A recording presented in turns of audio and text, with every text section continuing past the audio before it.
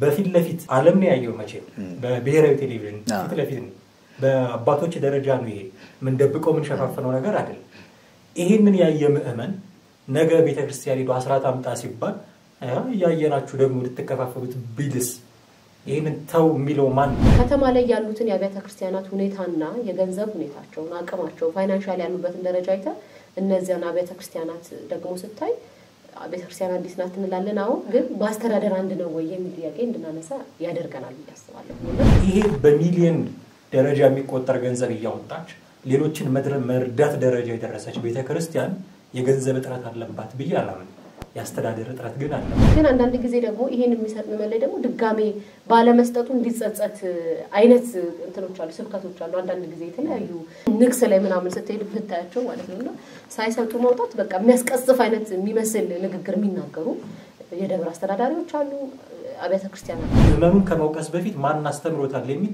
ራስን የመጠየቅ ጥያቄ መጠየቅ አለ ካህናትና ምእመናን ነው የሚለው ምእመናን ብቻም አይደለም የሚለው ካህናትና ምእመናን ነው የሚለው ስለዚህ እዚህ ላይ አንዱ መሰራት ካለበት ነገሮች አንዱ ሰጪው ምእመን ብቻም ሳይሆን ካህንም ምንም የሚከበር ቦታ ቢሆን ምንም ቅዱስ ቦታ ቢሆን ጌታ ሲመጣ ግን እቺ ምድር ተጠቅልላ ስታልፍ አብሮ የሚያልፍ ነገር የሰማያዊቷ ኢየሩሳሌም ምሳሌ ነው ራሱ ኢየሩሳሌም አይደለም አንዳንድ ጊዜ ምእመናን ሊያሳዝኗቸው ይገባል ብዬ አስባለሁ የደብራት አስተዳዳሪዎች ሊሆኑ ይችላሉ የተለያዩ አካላት የክብረ በዓል ጊዜ የሚመጡ መምህራን ተመርጠው መለመን የሚችሉ ማስተባበር የሚችሉ አንደበታቸው ለዛም ይሆን ጸጋ ያላቸው ይባላል ጸጋ ያላቸው ቀኝ እጅህን አውጣ ብሎ ቀኝ እጅህን ቀኝ ኪስ ያስከተቱ ያገኘውን አውጣታ እንድትሰጥ ማድረግ የሚችሉ እንደዚህ አይነት ሰዎች ናቸው እንጂ በደንብ ማስተማር የሚችሉ ተብሎ ተመርጠው ይመጣ ይላል 17 ሚሊዮን ብር ጠፋ ተብሎ አንድ ደብር ላይ እኮ የት እንደገባ ስቲል አልታወቀም ሰማነው እንጂ የት ገባ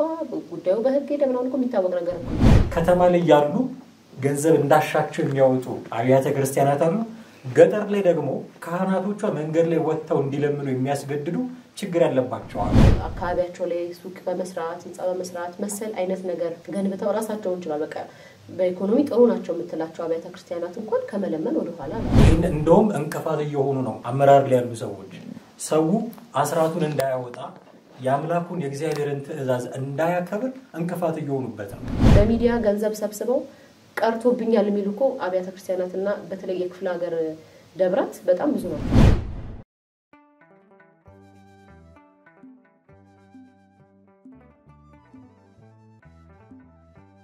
ሰላም ጤና ይስጥልን የተከበራችሁ ተመልካቾቻችን በተዋህዶ ሚዲያ ማዕከል በየሳምንቱ የሚዘጋጅላችሁ የአውደ ተዋህዶ ነው ሰዓቱን ጠብቆ በዛሬው ቀን መጥቷል የዛሬው አጀንዳችን በቤተክርስቲያን ስም የሚደረግ የመንገድ ላይ ልመና ነው ይሄ በየጊዜው በተለያዩ ቦታዎች በተለያየ ሁኔታዎች ውስጥ በመንዘዋወርባቸው ስፍራዎች የምናገኛቸው ናቸው ጥላ ተዘርግቶ የተለያየ የቤተክርስቲያን ንዋያተ ቅድሳት ተዘርግተው በቤተክርስቲያን ስም የሚደረጉ የመንገድ ላይ ልመናዎችን በየጊዜው እናስተውላለን ነገር ግን እነኚህ ነገሮች ከጊዜ ወደ ጊዜ የተባባሱ እንዲሁም ደግሞ መልካቸውን እየቀየሩ መጥተዋል በዚህ ጉዳይ ላይ ዛሬ ሰፋ ያለ ውይይት ልናደርግ በዚህ ስቱዲዮ አማሃና እንዲሁም ደግሞ ማስተዋል ተገኝቷል እንኳን ደህና መጣችሁ እንኳን ደህና ቆያችሁ እንግዲህ ለዛሬ ያዝነው አጀንዳችን በቤተክርስቲያን ስም የሚደረጉ የመንገድ ላይ ልመና ነው እነኚህ ነገሮች በተለያዩ ጊዜያቶች እንደው ስንዘዋወር የምናያቸው ናቸው መቼም ምእመን የሆነ ሰው በሙሉ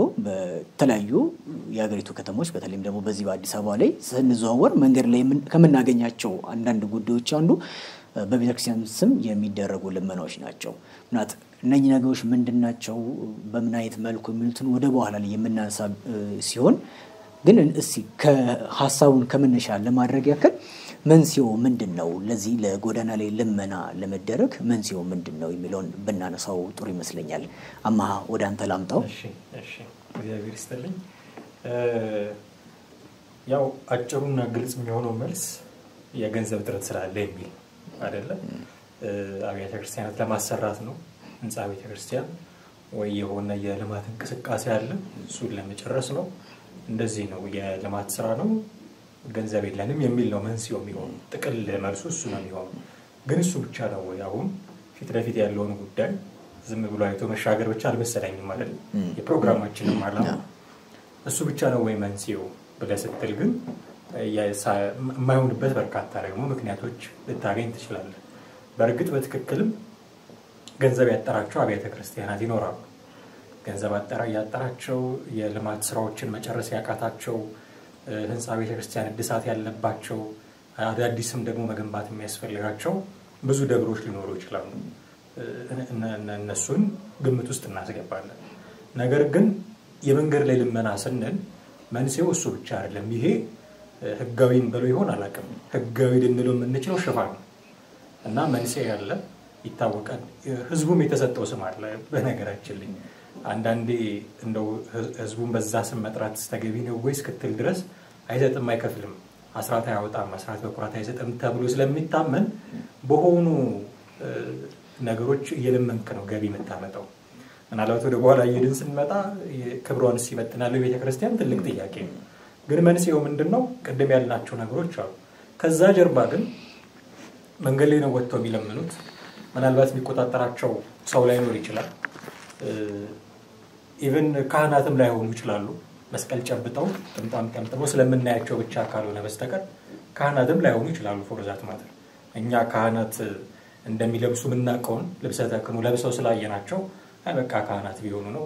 የሆነ ማተም የተደረገበት ወረቀት ይዘው ስለምናያቸው እና ህዝቡ ለቤተ ክርስቲያን ያለው ፍቅር ስለሚታወቅ እንደው ዝም ብሎ ይሰጣቸው ይሆናል እንጂ ላይሆኑም ይችላሉ እውነቱን ለመናገር። ስለዚህ ጥሩ የሆኑ ሽፋኖች አሏቸው። ማስፈጸም የሚፈልጉ ምን ፈልጋለን የሚሏቸው አብያተ ክርስቲያናት እና የልማት ስራዎች የሚባሉ። ከዛ ጀርባ ግን ትክክለኛው መንስኤ ምናልባት ተሳስቼ ካልሆነ የሆነ ሰሞን ቀርቷል ታግዷል የሚባል ነገርም እንሰማ ነበር። ግን ስቲል አሉ ስንንቀሳቀስ በየከተማው እናያቸዋለን። ስለዚህ መንስኤው ታግዷል ከተባለ ያ አይነት እንቅስቃሴ ልመና መንገድ ላይ መውጣት በቤተ ክርስቲያን ደረጃ ታግዷል ከተባለ ቤተ ክርስቲያን ከማስፈጸም ያለፈ መንስኤ አለ ማለት ነው። ቤተ ክርስቲያን ማስፈጸም ከሆነ ያ ልመናውን እንድታደርግ መንስኤ ሆነ ቤተ ክርስቲያኒቷ ራሷ አግዳለች። ይሄንን ተቃውሞ የምትወጣ ከሆነ ሌላ መንስኤ አለ። ራስ ያመነጨው መንስኤ የግል ጥቅሙን መሙላት የሚፈልግ ሰው ሊሆን ይችላል። እንደዚህ ለምኖ መክበር የሚፈልግ ሰው ሊሆን ይችላል። ፐርሰናል ነው ጉዳዩ። በየሰው እዛ ወጥቶ በሚቆመው ሰው ሊወሰን ይችላል። ቅድም እንዳልኩህ የቤተክርስቲያን ልጆችም ላይሆኑ ይችላሉ። ትልልቅ ሰዎች ናቸው ስናያቸው ሲምም አላቸው። ካህናትም ላይሆኑ ይችላሉ። የሆኑ አሉ። እሱ ሊሰመርበት ይገባል። ግን ትክክለኛው መንስኤ ብዬ የምለው እኔ ምክንያቱም ህንጻ ለማስፈጸም የሚሆን የልማት ስራ ለመስራት ጎዳና ላይ ወጣችሁ አትለምኑ። ንዋያተ ቅድሳትን ይዘው ጭምር ስለሆነ የሚወጡት የሱንም ክብር መጠበቅ አይደለም የሚል አመክንዮም ስለሚቀርብ ይዛችሁ አትውጡ ከተባለ በኋላ ከዚህ በኋላ ቤተክርስቲያናዊ መንስኤ ያለ ብሎ ለመቀበል እኔ በግሌ ይቸግረኛል። ስለዚህ ፐርሰናል ምክንያቶች አሏቸው። የራሳቸውን ኪስ ሙላት የሚፈልጉ እና በዚህ ደግሞ ገንዘብ ማካበት የሚፈልጉ ከቤተክርስቲያን ውጪ ከቤተክርስቲያናዊ ዓላማ ውጪ ለሆነ ነገር ገንዘቡን የሚፈልጉት ሰዎች ሊኖሩ ይችላሉ። እና እኔ በጥቅሉ መንስኤው በራሱ ቤተክርስቲያናዊ ነው የሚል መረዳት የለኝም። መልካም ምናልባት እሱ ላይ የተለያዩ ልዩነቶች ሊኖሩ ይችላሉ። እሱኛውንም እንደው ብናነሳቸው ብዬ ስለማስብ ነው። አንደኛ በራሱ እንትኑ ያንተን ሐሳብ ወደ አንድ ጥግ እንዳይወሰድ ይሄ ህገወጡን ስለሆነ ያወራ ይመስለኛል። ህጋዊ የሆነው ነገሮች ላይ ስንመጣ የሚታዩ ደግሞ በአደባባይ የምናውቃቸው ነገሮች ሊኖሩ ይችላሉ አይደለ? አንዳንዴ እነኚህ መጥቷል ብለን የምታስባቸው እንትኖች ከገጠር አብያተ ክርስቲያናት ሊሆኑ ይችላሉ። ከገጠር መጥተው እውነትም ያ በቦታው ላይ ችግሮችም ሊኖሩ ይችላሉ። በማለም ያነሳቸው ጥሩ ሐሳቦች አሉ። እንደው ከአመታት በፊት የነበረውን በጠቅላይ ቤተ ክህነት ደረጃ የጎዳና ላይ ልመና ቤተክርስቲያን አታቃቸውም የሚል የወጣ ነገሮች አሉ። በራሱ እሱ ምን አይነት እንትን ነው ያካሄድ ሁኔታዎች ውስጥ በራሱ ምን ያህል እንትን ነው ተፈጻሚነት አለው የሚለው ነገሮች ከዛ በኋላ አታውቃቸውም ስትልስ የለም ወይ እነኛ እንትኖቹ ክፍተቱ ምክንያቱም በተለያዩ ገጠር ቤተክርስቲያን ስትሄድ መታየው ክፍተት ነው አይደል? መንስኤውም እነሱም ስለሚሆኑ ማለት ነው። እና ያንንም እንትን እንዳይል ምናት የሚመለከቱ አድማጮች ያንን ክደን እንዳልሆነ ያሰመርኩበት ነገር አንዱ ምንድነው በዚህ መሃል ትክክለኛ አጀንዳ ኖሯቸው በደሳሳ ጎጆ ውስጥ ያለ በደሳሳ ጎጆ ብቻ ያላት አንድ አጥቢያ ቤተክርስቲያን ሆና እሷን ለማስፋፋት እንደው ወደ ቆርቆሮ እንኳን ለማሳደግ ለማሻገር የሚጥሩ እና በቅን ልቦና ያንን የሚያደርጉ ሰዎች የሉም ለማለት አይደለም። ግን ይሄ ያቀደም እንዳልነው አላቃቸውም ምትል ከሆነ ቤተክርስቲያን የራሷን መዋቅር ወይ ተከተላ አላስተዳደረችም ወይ አላስፈጸመችም ካላልን በስተቀር ምናደላው ወደዚህኛው ነው በያስባለሁ እኔ እንጂ የሉም ማለት አይደለም እነሱም አሉ እነሱ እንዳሉ ሆነው ግን ያንን ደግሞ እንደ ሽፋን ተጠቅመው ያኛውን መልሴ አሁን ስለ መንሴ አይደለም እናወራው እነዚህ ከገጠር አብያተ ክርስቲያናት የሚመጡትን በቅል ቦና የሚለምኑትን የነሱን መንስኤ ሽፋን አድርገው ግን በስፋት የሚንቀሳቀሱት ሌሎቹ ናቸው ብዬ ስለማስብ መልካም ማስይዳንች እንደምጣ ምናልባት እኔ ደግሞ ይሰማኛል እነዚህ ጎዳና ለመኖር ሲታሰቡ በትክክልም ያ ነገር የሚያስፈልጋቸው አብያተ ክርስቲያናት እንዳሉ አምናለሁ እንግዲህ አሁን ቤተክርስቲያን አላቃቸውም ካለች እነዛን የሚመጡ ሰዎች ወይ ደግሞ ጎዳና ላይ ለምኑ የሚመጡ የተለያዩ ደብር አስተዳዳሪዎች እኮ ይመጣሉ የያዙ አስተዳዳሪዎች ይመጣሉ ቀደም ሲል እንዳልነው አንዳንዶቹ አዲስ ህንጻ ለመስራት አንዳንድ ህንጻ ቤተክርስቲያን ለመስራት አንዳንዶቹ እድሳት ለማድረግ አንዳንዶቹ ደግሞ የዕለት የቤተክርስቲያኒቱን አገልግሎት በራሱ ለማስኬድ የንዋየ ቅዱሳት እጥረት የመባ እጥረት ያለባቸው የተለያዩ አድባራትና ገዳማት በአገሪቱ የተለያዩ ክፍሎች አሉ ስለዚህ እነሱ ወደዚህ ፈልሰው የተለያዩ ልመናዎችን ያደርጋሉ አሁን አላውቃቸውም ከመባላቸው በፊት ተጠንተዋል ወይ ነው የኔ ጥያቄ ደግሞ ምክንያቱም በትክክልም ያ ችግር ኖሮባቸው የሚመጡ ደብራትና አድባራት አሉ ስለማስብ ደርዝ ያለው የአድባራት አስተዳደር አለ ነው የሚል ጥያቄ እንግዲህ በየሀገረ ስብከቱ የተለያየ ሀገረ ስብከት ላይ ያሉ አብያተ ክርስቲያናት ናቸው ማዕከል አዲስ አበባ ስለሆነች ከተለያየ ቦታ መጥተው የደብራቸውን አገልግሎት ለማስኬድ ህንጻ ቤተክርስቲያኑን ለማደስ ሊሆን ይችላል እንደ አዲስ አብያተ ክርስቲያናትን ለመገንባት ሊሆን ይችላል እንዲሁም ደግሞ አገልግሎት የሚያስኬዱባቸውን ሌላው ይቅርናኮ በአገልግሎት ጊዜ አባቶች የሚለብሱት የልብሰ ተክህኖ የሌለባቸው አድባራትና ገዳማትም አሉ በተለያየ የሀገሪቷ ክፍል ላይ ስለዚህ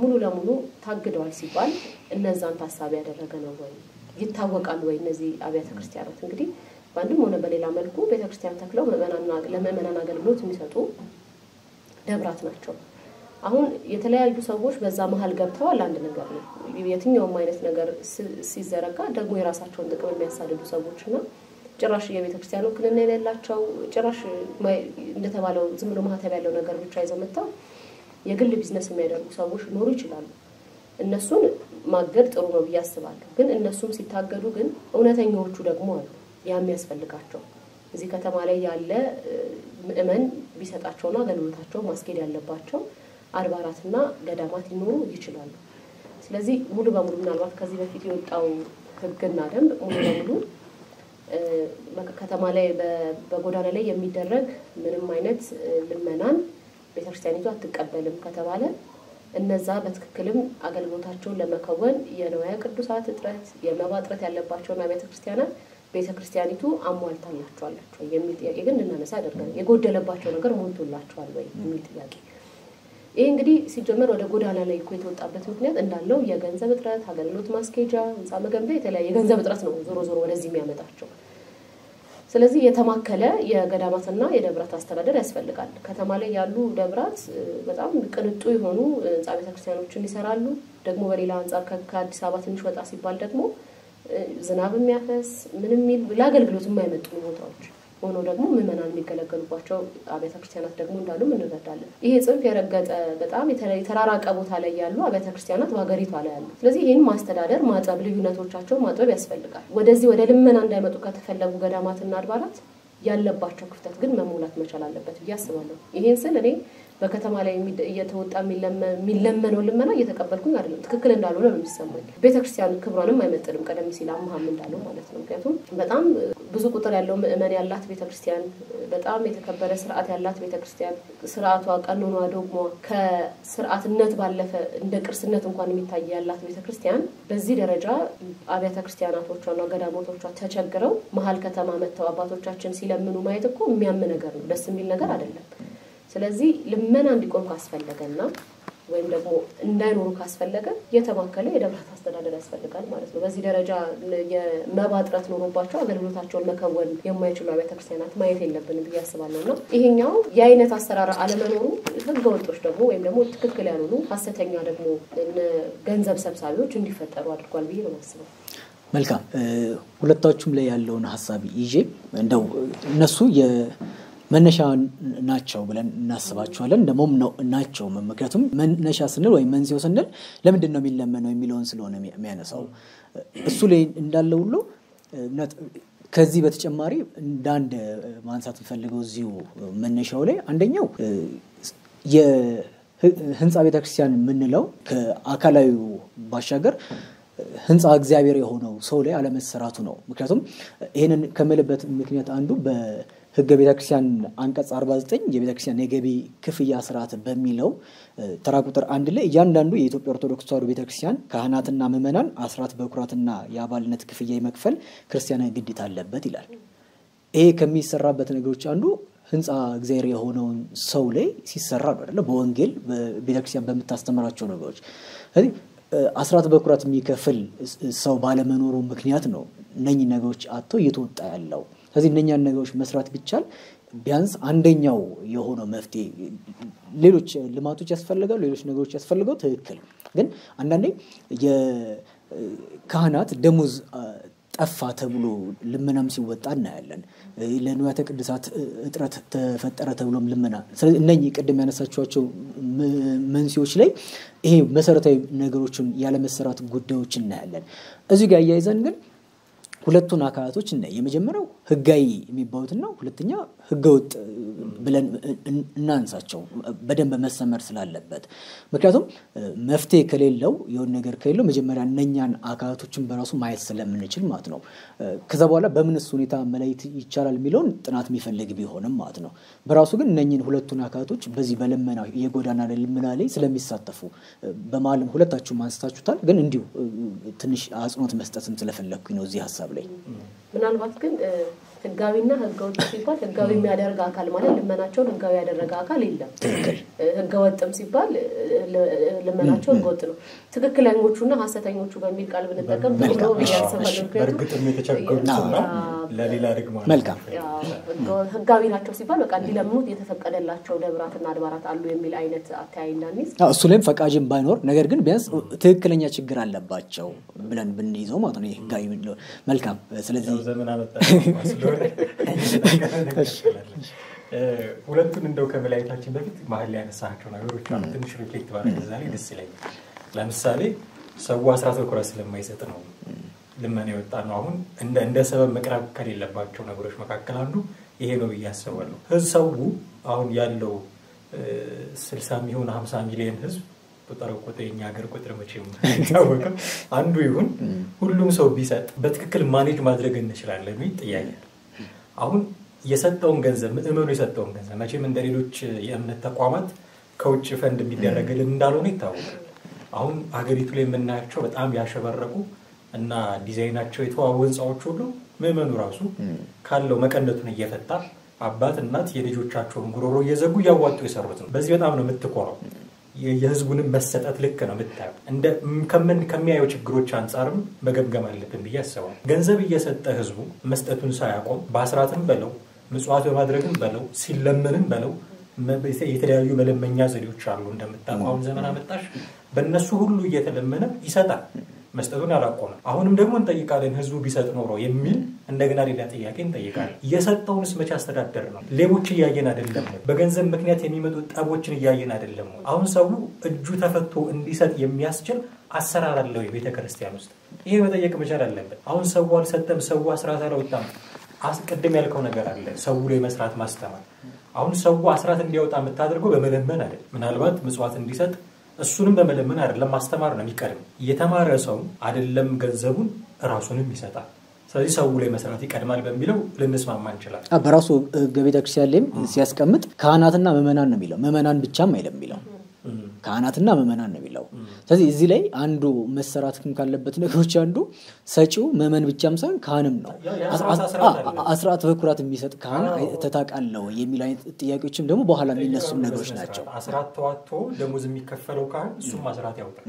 አለው አስራት ግን ህዝቡ እንደው እሱን እንኳን በይደራ ቆይተን አስራቱንም አውጥቶ ይሁን ምጽዋት ሰጥቶም ይሁን በሌብነት የምትጠረጠር ቤተክርስቲያን አይደለችም ቁጭ ብለን በአገር መሪዎች ፊት ቁጭ ብለን ገመናችንን መደበቅ ያልቻልን እስኪ እንመረመር ኦዲት እንደረግ ማለ ነው ችግሩ የተባባለን አይደለም ይሄ ሁሉ ችግር ይያለ በፊት ለፊት ዓለም ነው ያየው መቼ በብሔራዊ ቴሌቪዥን ፊት ለፊት በአባቶች ደረጃ ነው ይሄ ምን ደብቀው ምን ሸፋፈነው ነገር አይደል ይሄንን ያየ ምእመን ነገ ቤተክርስቲያን ሄዶ አስራት አምጣ ሲባል ያያየናችሁ ደግሞ ልትከፋፈሉት ቢልስ ይሄንን ተው የሚለው ማን ነው የትኛው ሞራል ነው መሆን የሚገባው ያስተማርከው ሰው አስራት እንዲያወጣ ተጠብቃለህ አምላካዊም ትእዛዝ ነው ከ11 መስጠት አለብህ ይሄ አምላካዊ ትእዛዝ ነው እግዚአብሔር ይሰጠህን ነው ዘጠኙን ላንተ ትቶልሃል አንዱን ለኔ ሰጠኛ ይሄ አምላካዊ ትእዛዝ ነው መተግበር አለ ይሄን እንደውም እንቅፋት እየሆኑ ነው አመራር ላይ ያሉ ሰዎች ሰው አስራቱን እንዳያወጣ ያምላኩን የእግዚአብሔርን ትእዛዝ እንዳያከብር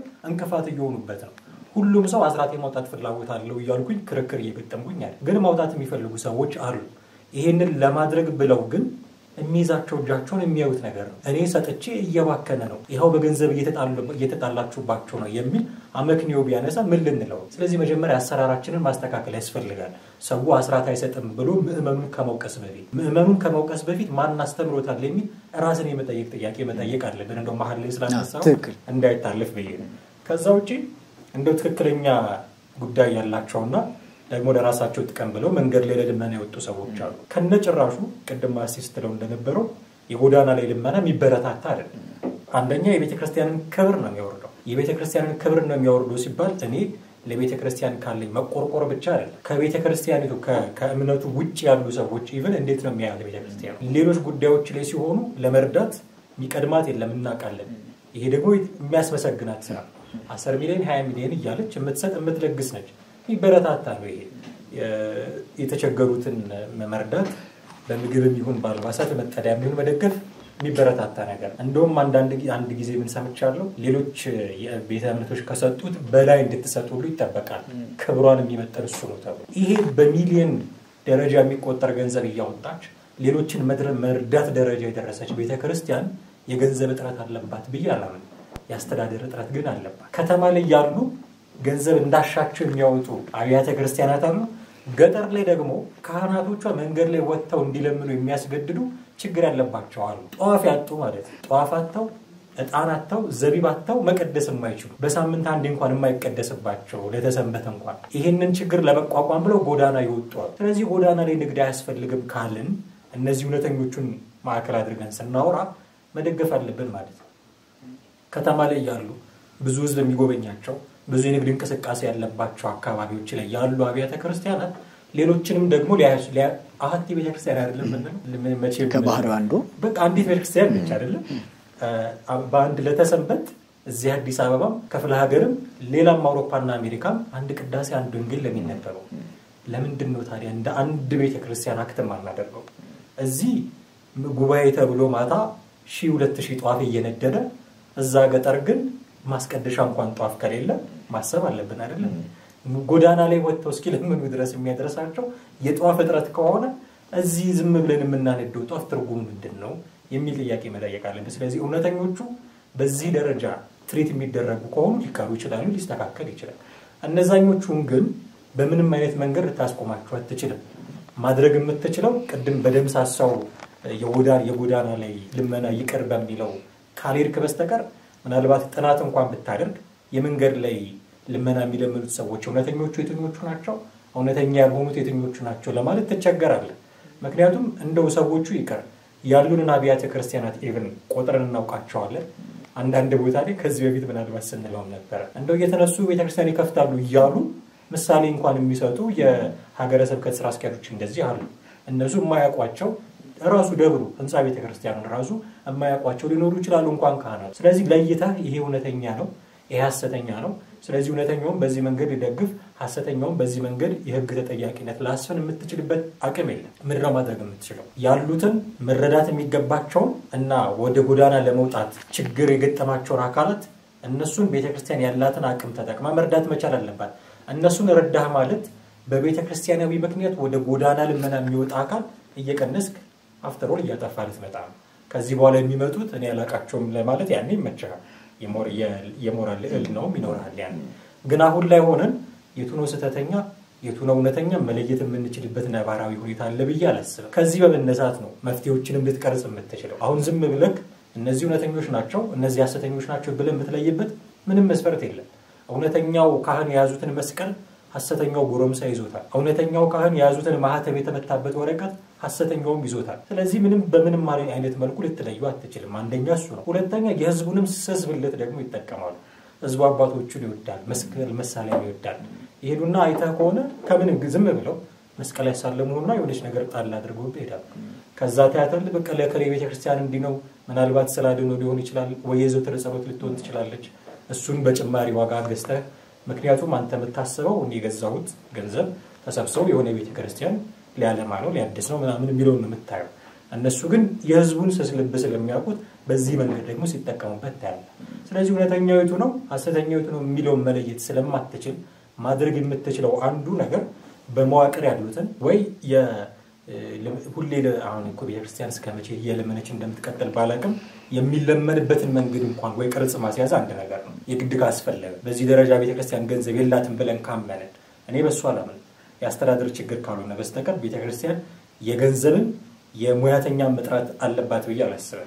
ያላትን ሀብት በሚገባ ከተጠቀመች ማለት ነው። ግን እሺ እንበልና አለ እጥረቱ ስለዚህ የሆነ ነገር ማድረግ ያስፈልጋል ከተባለ የሚለመንበትን መንገድ ማስተካከል ጎዳና የሚወጣበትን መንገድ ማስተካከል ነው። ከዛ ውጭ ያሉት ጎዳና የሚወጡት የኔ አይደሉም ብለህ ለመናገር ይመችሃል። በዚህ ዲፈረንሺየት ካላደረካቸው በስተቀር ተመሳስለው ነው የሚመጡት። ልክ የታድሶ መናፍቃን ተመሳስለው ኑፋቂያቸውን እንደሚዘሩት እነዚህም ተመሳስለው የህዝቡን ገንዘብ ሲወጡቡጡ የሚውሉ ብዙ ናቸው። ስለዚህ መለየት በጣም ያስቸግራል ብዬ ነው ማስበው። መልካም እሱ ላይ ምን ላነሳ ፈልጌ ይመስላችኋል? አንደኛው ህጋይ ስንል ወይ ህጋይ ለመና ስንል አንዳንዱ ዘርግቶ መለመኑን ብቻም አይደለም። ለምሳሌ የዛ ቤተክርስቲያን አገልጋይ የሆነ ሰው ሙዳይ ምጻት ይዞ አስፋልት ላይ ሲለምን ያለን አይደለም ማለት በተለይ ወደ ገጠር ሄድ ብለን ካየን ከአዲስ አበባ ወጣ ስንል በሚኖርባቸው ቦታዎች ላይ አንዳንድ ክብረ ባሎች ላይ የወራይም አመታይም ክብረ ባሎች ላይ ሊሆን ይችላል ህዝብ ይበዛበታል ተብሎ የሚታሰብበት ቦታ ላይ ይሄ ችግር አለበት ብሎ የሚያስበው ደብር ሰው መድቦ መጥተው ልመና ሲያደርጉ እናያለን። ይሄንን ስናይ እንግዲህ እነኚህ ሰዎች ከቤተክርስቲያን ወክልና ያገኙ ሰዎች ናቸው አይደለ? እናት የህንጻ አሰሪ ኮሚቴ ሊሆን ይችላሉ ወይ ሰበካ ጉባኤ አባል ሊሆን ይችላሉ ወይ ብቻ አገልጋይ የቤተክርስቲያኑ አገልጋይ ዲያቆን ወይ ካህን ናቸው። ስለዚህ እነኚህ አካላቶች መጥተው ሲያደርጉ መታቃቸው ናቸው። ህገወጥ ለመሆናቸው ወይ ነው ቀደም በሰጠነው ምሳሌ ትክክለኛ ያልሆኑ ናቸው ብለን ምንም አይነት ምክንያት ልታቀርብ አትችልም። ስለዚህ የሰበካ ጉባኤ ውስጥ አባል የሆኑ መታቃቸው አካላቶች መጥተው ዛጋ ለመና ያካሄዱ ነው ያሉት። ስለዚህ እነኚህን ነገሮች በምን አይነት መልኩ ነው እንትን ልናደርጋቸው የምንችለው መፍትሄ ልንሰጣቸው የምንችለው? ምክንያቱም አንደኛ እምነት እንደው ምን ያህል እንትን ነው የሚለው ነገሮች አንዳንዴ አደባባይ ላይ መናገሩም ትንሽ ከባድ ስለሚሆን እንጂ እዛ መውጣቱ በራሱ የሚያስገኙት ሌሎች ጥቅሞች እየተጓተቱ የሚመጡ ነገሮች አሉ። አንዳንድ በተለምዶም ወይም ደግሞ ሆን ተብሎም ደግሞ የሚደረጉ አይነት ነገሮች ስላሉ ማለት ነው። እነሱ ለጊዜው ማስረጃ በሌለበት ጥናት በሌለበት እንደዚህ ከወሬ ዘለል አምጥተን ሚዲያ ላይ እንዲ ነው ምናምን ብለን የተረጋገጠ ነገር ማውራት ስለሌለብን ማለት ነው እንጂ የሚታሙ የሚሰሙ ነገሮች አሉ። እነኛ የሚመጡ ሰዎች ምን አይነት ከጀርባ ያለው ጥቅም ስለሚታወቅ ማለት ነው። እነሱን ተዋቸውና ግን እንደዚህ አይነት ክስተቶች ስላሉ እነሱንስ እንዴት ነው የምናያቸው? ዝም ብሎ የጎዳና ላይ ብቻ ያለውን ነገር ከሱኛም አንፃር ብቻም ሳይሆን በዚህኛው መልኩ ማየትም ስለሚኖርብን ከሚለው አንፃር ነው ማለት ማስያ አሳብሽን እዚህኛው ላይ ደብራት ውስጥ ስለሚደረግ ምናምን አይደለ ያልከኝ? ደብራትም ሊሆን ይችላሉ አስፋልት ላይም ሊሆን ይችላሉ። ወተን እንደው ጉዞም ስትሄዱ አስተውላችሁም ሊሆን ይችላል አይደል? አንዳንድ የአመታዊ የገቢ ምንጭ ተደርገው ለምሳሌ ትዝ ይለኛል ሸንኮራያነት ስንሄድ እንዳንድ እንትን መንገድ ላይ የሚለምኑም ስላሉ ብለን የተጨማሪ ገንዘቦች ይዘምትሄድባቸው ቤቶች አሉ በየቦታው ላይ ማይጠንት እየተደረገ እንግዲህ ማይጠንት ለምን እንደሚደረግ እናውቀዋለን። ስለዚህ እነኚህ ነገሮች ስርዓተ ቤተክርስቲያንን በራሱ የሚያፋልሱ የሚመስሉ አይነት ነገሮች ናቸው። መኪና አስቆመው መኪና ውስጥ ተገብቶ ታጥኖ ሌሎች ልምኖች ተደርገው እነኚህ ማንኛውም ሰው ሊያደርገው አይችልም አይደለ? ወይ ማንኛውም ተራ የሆነ ሰው ሊያጭበረብር የሚሞክር ሰው የሚያደርገው አይደለም። ህጋዊ እውቅና ያለው የዛ አካል የሆነ ሰው በርግጥ ይገባሃል የሰውን ቅድማ እንዳልከው ሶስት ብልቱ ምን እንደሆነ ስለሚታወቅ የመመናኑ በዛው መልኩ መምጣት አንድ መንስኤ ወይም አንድ ምክንያት ሊሆን ይችላል ብለን እናያለን። እሱንም ለማንሳት ስለፈለኩኝ ነው። አዎ በተለይ ከአዲስ አበባ ውጭ ያሉ አብያተ ክርስቲያናትና ደብራት ካለባቸው ችግር አንፃር እነዚህ ነገሮች ሊያደርጉ ይችላሉ ብዬ አስባለሁ። አሁን በጣም ይሄ የተቀማጠለ አይነት የቤተክርስቲያን አሰራርና መሰል ማለት ትልልቅ የሆነ ገንዘብ የሚሰበስቡት ከተማ ላይ ያሉ አብያተ ክርስቲያናት ናቸው። ወደ ገጠሩ ስትሄድ ግን ያን ያህል አይደለም። አገልግሎቱንም የሚያስመራ አይደለም።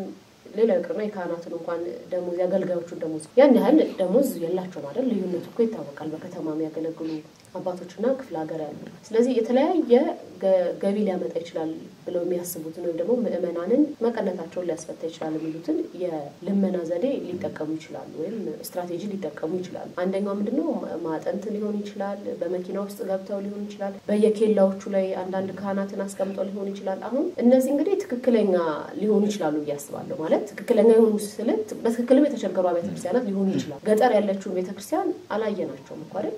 የተዘጉ በጣም ብዙ አሉ። እንደውም በተለያየ እንቅስቃሴ የተከፈቱ አብያተ ክርስቲያናት እንዳሉ እንሰማለን እኮ አይደለም? በደጆች ሻይ ዘጉ ነው መሰል እንቅስቃሴዎች። ከዛ በተቀር ያሉት ግን አገልግሎታቸውን ለማስኬድ ያስፈልጋቸዋል። አሁን እንግዲህ አገልግሎቱ ዝም ብሎ አይኬድም አይደል?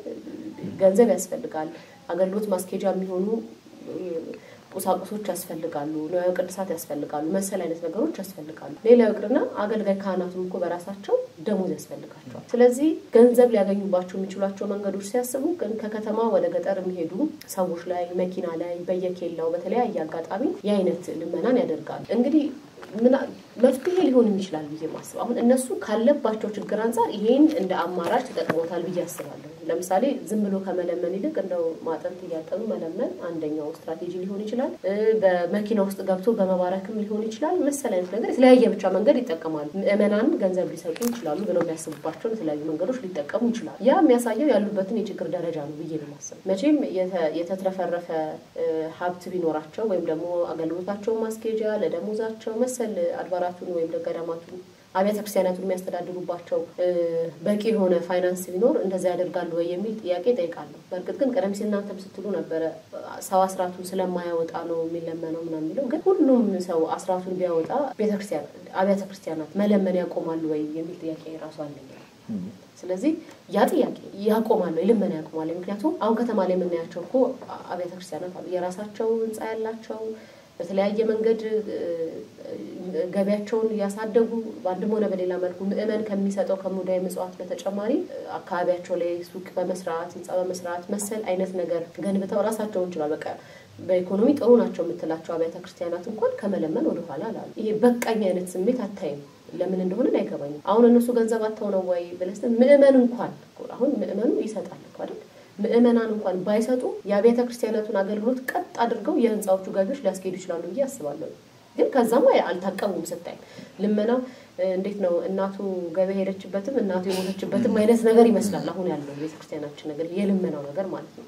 የራሳቸው ትልልቅ ገቢ ያላቸው ትልልቅ ህንጻ ያላቸው ካቴድራሎች አብያተ ክርስቲያናት ይለመናሉ ስቲል ከዛ ውጪ ደግሞ ገጠር ደግሞ ያሉት ተመልካች ያጡት አንዳንድ ቀደም ሲል እንደተባለው በሀገረ ስብከት ደረጃ ራሱ የማይታወቁት ግን ሰርክ አገልግሎት ለምእመናን የሚሰጡት የእግዚአብሔርን ወንጌል የሚያስፋፉትን አብያተ ክርስቲያናት ግን የሚያያቸው የለም የሚመለከታቸው የለም። አሁን እኮ የተለያየ ጉዞ የሚያዘጋጁ ሰዎች እናያለን። በቃ መቀደሻ የለም እንደዚህ የለም እየተባለ ይነገራል። ከተማ ላይ ያሉትን የአብያተ ክርስቲያናት ሁኔታና የገንዘብ ሁኔታቸውን አቅማቸው ፋይናንሻል ያሉበትን ደረጃ አይታ እነዚያን አብያተ ክርስቲያናት ደግሞ ስታይ ቤተክርስቲያን አዲስ ናት እንላለን። አሁን ግን በአስተዳደር አንድ ነው ወይ የሚል ጥያቄ እንድናነሳ ያደርገናል ያስባለሁና ስለዚህ ገጠር ላይ ያሉት አብያተ ክርስቲያናት የተለያዩ ስትራቴጂዎችን ተጠቅመው ገንዘብ ከምእመናን ሊቀበሉ ይችላሉ ሊለምኑ ይችላሉ።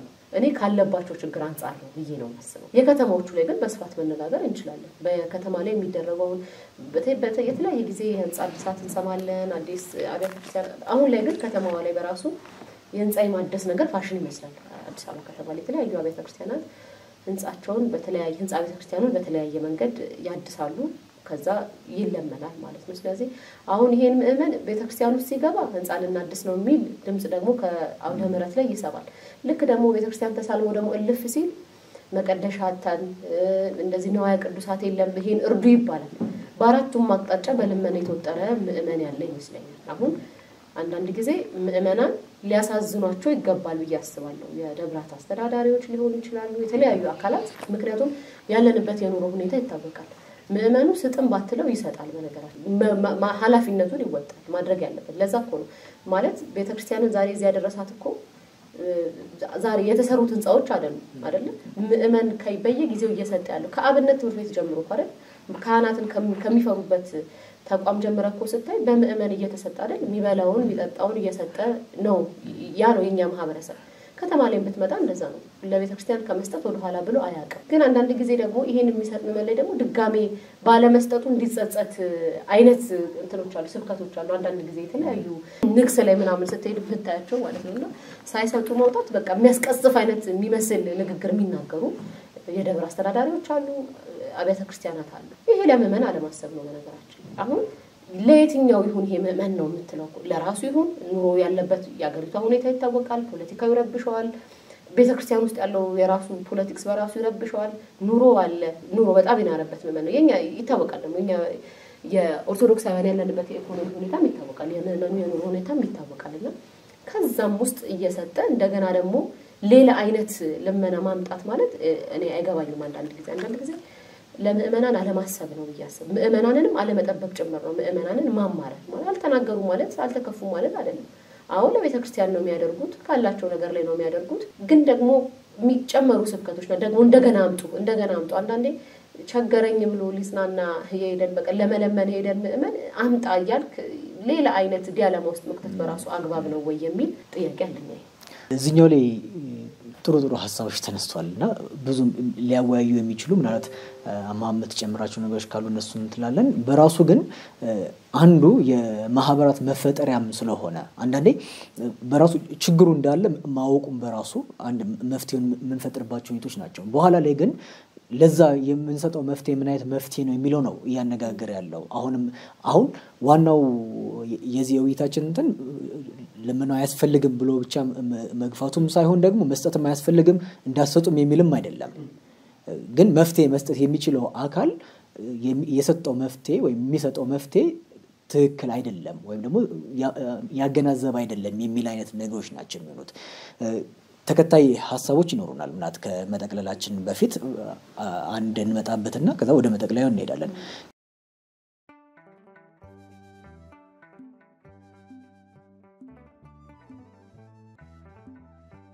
ተመለሰናል አውደ ተዋህዶ ነው የተከታታችሁ የምትገኙት አውደ ተዋህዶ በተዋህዶ ሚዲያ ማዕከል የሚተላለፍ ፕሮግራም ነው እንግዲህ የጎዳና ላይ ልመናን እያየን ነው አይደለ የጎዳና ላይ ንግድ ይባላል በሌላ ቦታ እኛ ደግሞ የጎዳና ንግድ ችግር ሆኖብን እሱን መተን እያየን ነው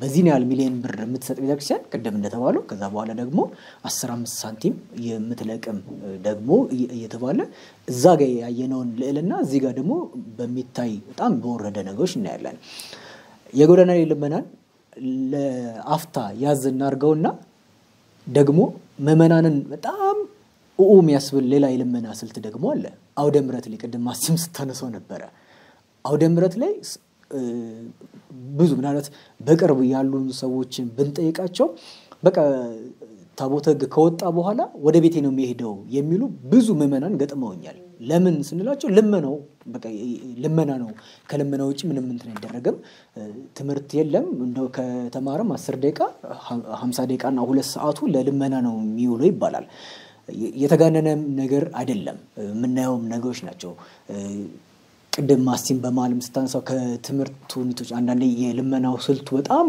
ሄዶ እንደም አንዴ የገጠመኝ አውደ ምሕረት ላይ የሚለምነው አካል እኛ ለምነን እናጸድቃችኋለን እናንተ ሰጣችሁ ትጸድቃላችሁ የሚል አይነት ከየት የመጣ እንደሆነ ማላውቀው ማየት ትምህርቶች እንትን ብሏል እንግዲህ ይሄ አንድ መቆስቆሻ ነው ትጸድቃለህ ስለሚባል ሰው አምጥቶ ይሰጣል ማለት ነው በመጽሐፍ ቅዱስ ጌታ እንደው ከነኛ ከሰጡት ሰዎች ያንዲቷን መበለት ትዳሯን ሰጠች ብሎ እናያለን አይደል ያ የሆነው በፍቃድ የሆነ ነገር ስለሆነ ነው ይሄ እየተጠየቀ ያለው አስራት አይደለም ከአስራት ባሻገር ከዘጠኙ ስለሚሰጠው ትሩፋቶች ስለሆኑት ነገሮች ናቸው ያነሳን ያለ ነው እነኛን ግን ልክ እንደ አንድ የመጽደቂያ አካል እየተደረጉ መጥቷልና በራሱ የአውደ ምሕረት ልመና ከጎዳና ላይ ልመና ምን ለየው የሚል ነገሮችም እንዲሁ ብናነሳ ጥሩ ይመስለኛል። አማውድ አንተ ሄዳውንም እሺ አሁን ይሄ እንግዲህ ሐሰተኞች ይሆኑ ሐሰተኞች ያልሆኑ ብለን መንከባከብ